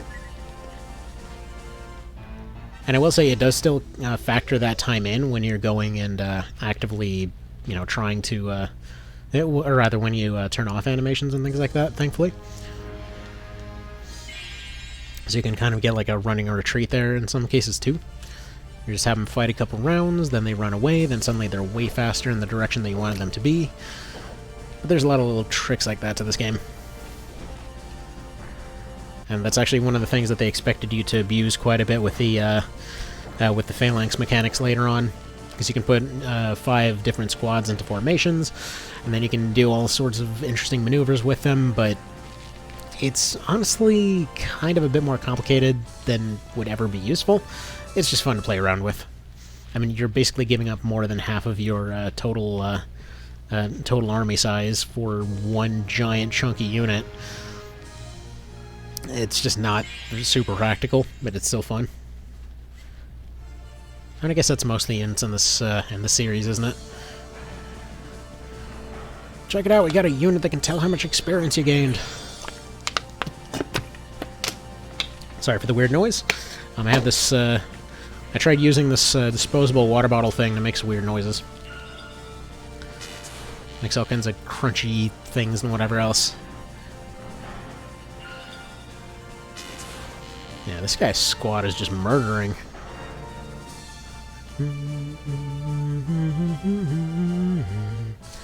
Oh, and they even leveled up, even better. The 2 enchantresses running away like, yeah, no thanks. They just ate our leader. Eat. Let's see. Legions would be cool. Oh, legions, not phalanxes.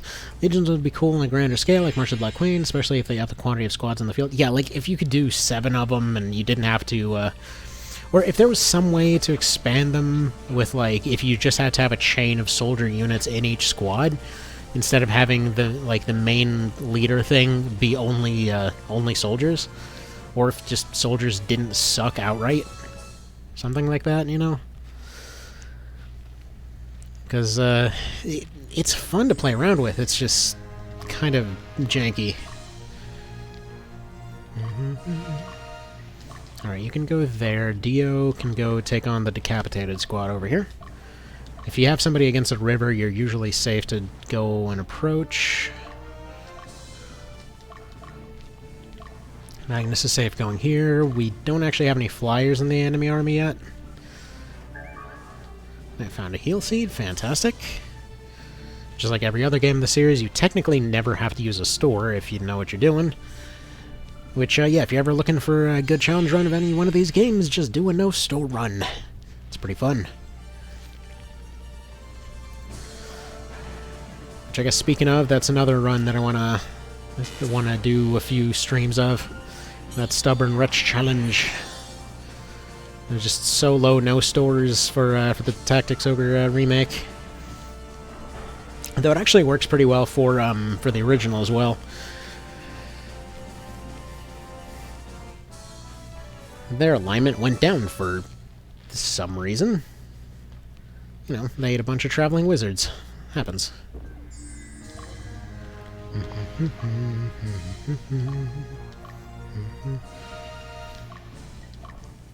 Alright, so these guys are all going to meet up and recover.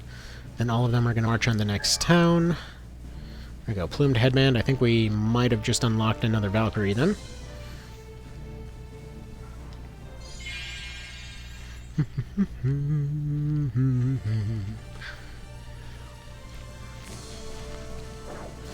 And yeah, I think golems were probably handled better in this one than any other time in the series. because they really fill that role of just being a solid wall.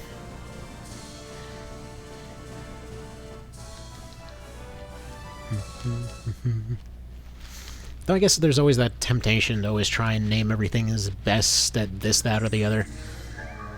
I was talking the other day that there's really... Oh, Bone Helm, we might actually be able to get a Dragon Tamer.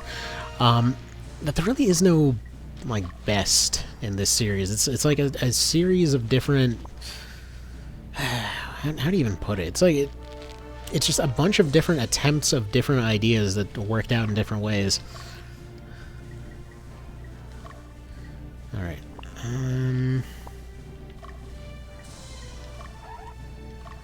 Alright, how the hell do you return people again?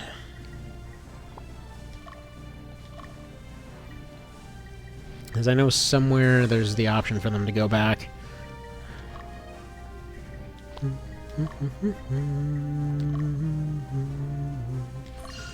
Alright. So we go, retreat to headquarters, go to organize, get them their squad back.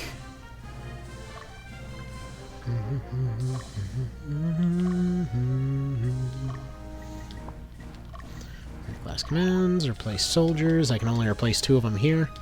I need to get that Valkyrie going back as well.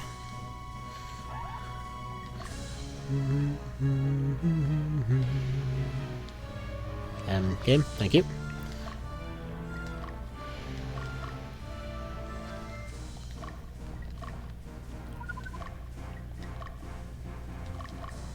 Alright, so they'll go to this next one, which typically leaves this this town a little bit exposed. So to that end, we're going to have the Witch Squad go head there.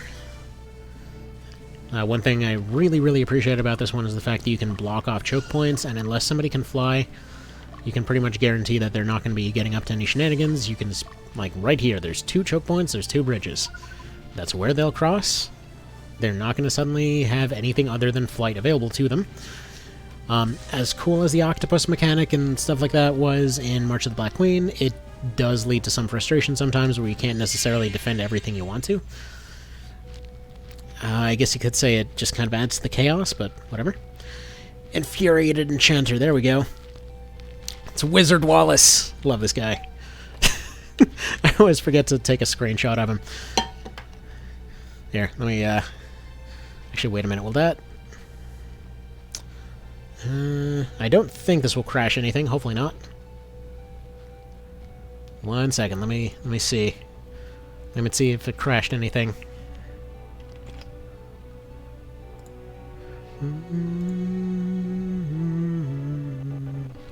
It'll be a little bit chippy and choppy. Sorry about that.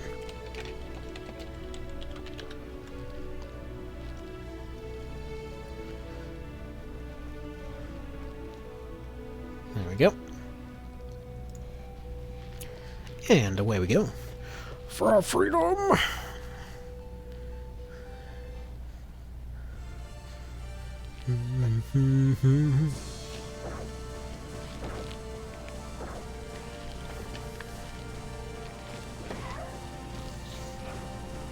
Also, these guys' team is kind of terrible.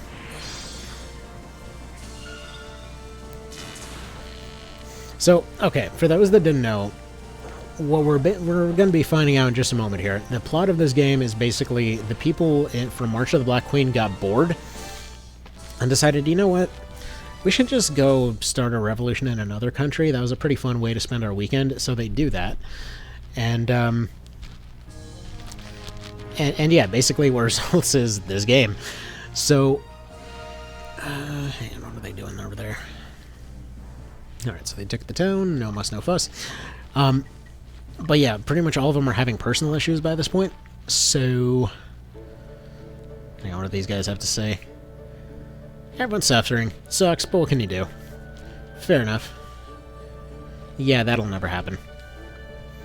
You can wait another 2,000 years, it still won't stop being a thing. Technology improves, though, so that's cool. Can make fun of living conditions from over 1,000 years ago. Yay! Anywho, what was I getting at here? I kind of forgot. There's that. Oh well, loss of train of thought happened.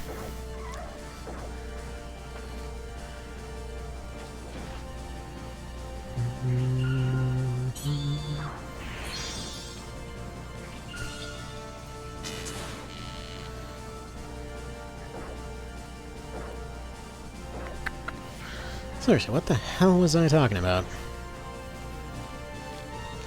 I have no clue. Oh well. Oh well, oh well, oh well. Oh, by the way, funny note.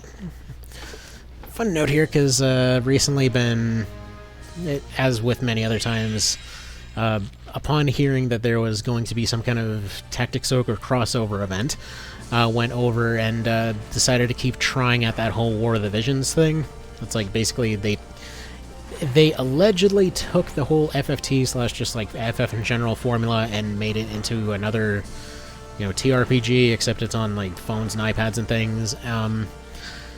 For the most part, it's standard mobile game trash, but I will say, about 200 something fights in, they're actually remembering that they have actual mechanics in the game, so that's neat. It's almost like somebody started giving a crap around that point. So it's not god-awful. I will say it isn't a suffering experience anymore, so that's nice. It's not overdressed brain rot. It's something, but yeah, I don't really know why they didn't make more use of the mechanics that they had, because it's not like the maps are huge. It's not like there's really too many other mechanics going on. The pieces are there, considering if it works anything similar to how many kits work to put together different levels. I don't know why they did so many generic ones and then just only tried on a very small handful of them. It just seemed a little strange. But for the fight I'm talking about in particular, by the way, it's literally after the point that everyone sort of figures out deities are real. Which is like, it goes from a whole medieval story, allegedly, with a bunch of people who really don't understand that they're fighting it in winter, so they're like in bikinis with giant swords. It's, again, just trying to look past some of that stuff. But I will say there are some interesting notes to a lot of the style in it.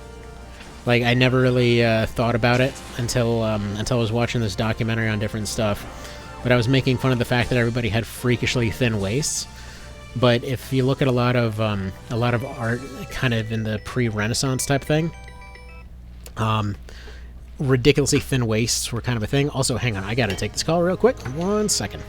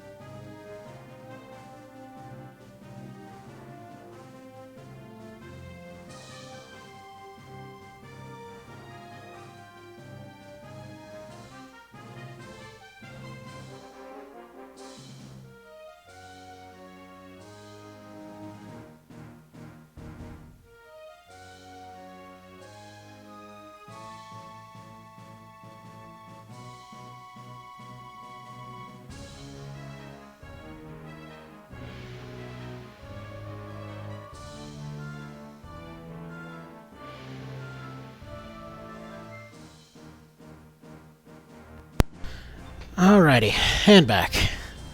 Sorry for the long delay there. Oh, and there goes the controller. Yeah, sorry. Probably should have gone and ended the stream early for that one. Had a bit of a long discussion with the landlord of my apartment here. Let's just say screw those guys. It was basically an issue where we had a dog pass away and got a replacement dog. And so they wanted to charge an extra $300 for the fact that the dog died. Yeah. Because that's the kind of crap you do in the middle of a pandemic. Yeah, that's a real bummer note to end it on.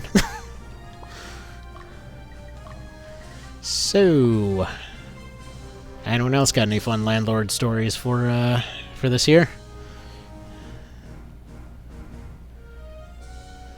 Yeah, pretty much. Because their argument is that it is technically $300 per pet. And so that counts as a second individual pet, despite the fact that the first one died. Yeah.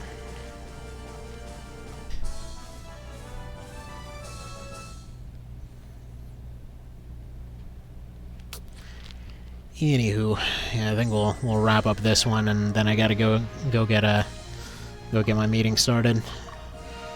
This work meeting starts in like 15 minutes.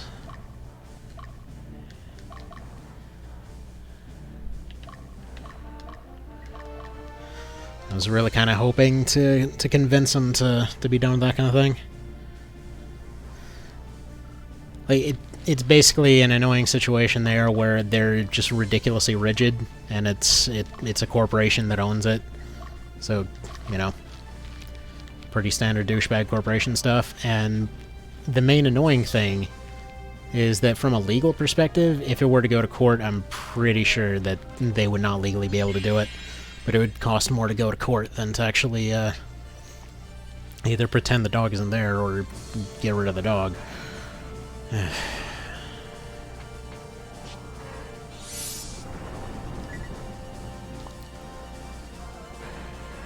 Ah, well. That's an argument for another day, I suppose. Not to mention the fact that I specifically told him to call me 2 hours from now. But, you know. They don't give a crap, we're not human. So how do you like Kobe 64 now that you played it a lot more? I love this thing, man.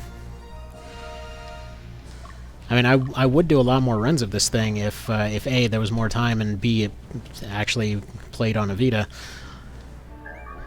Because most of what I can do is, well, mostly through a Vita here.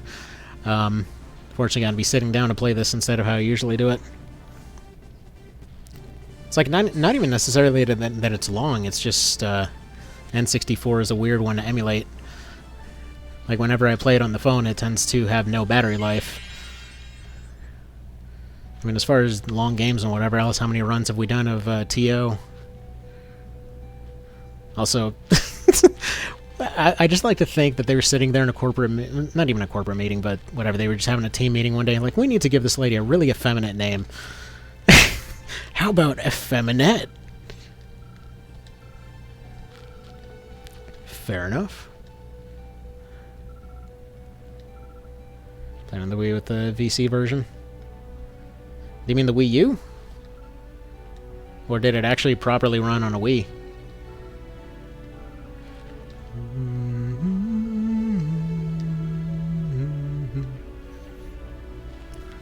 Really, it did play on the original Wii.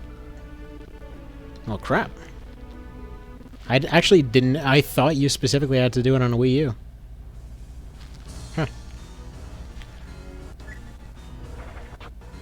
Also, yeah, the stream's been running a while, so it's getting all janky. But it's okay. So we gotta wrap it up here anyway, because I gotta get to this work thing. Which, by the way, speaking of work stuff, had still occasionally trying to do this whole sales job thing, and the team meeting from earlier today, the manager guy had gotten the virus, and sweet Jesus, looks like a zombie. see, they changed some names, like the Glamdring got changed to the Slamdring? Because of some Tolkien copyright? Really? And they didn't bother to fix any of the visual bugs. Alright. Anyway, that's nuts. I had no idea that it did that. I wonder if it's possible... Well, I mean, at this point, you can't use the Wii Virtual Shop anymore. That sucks. I would have...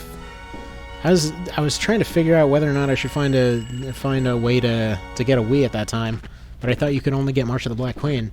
I didn't know you could actually get 64 to work on it as well, because even online it was listed as only being on the Wii U. You know what it's called, Glamdring? Huh. I thought it was called something else.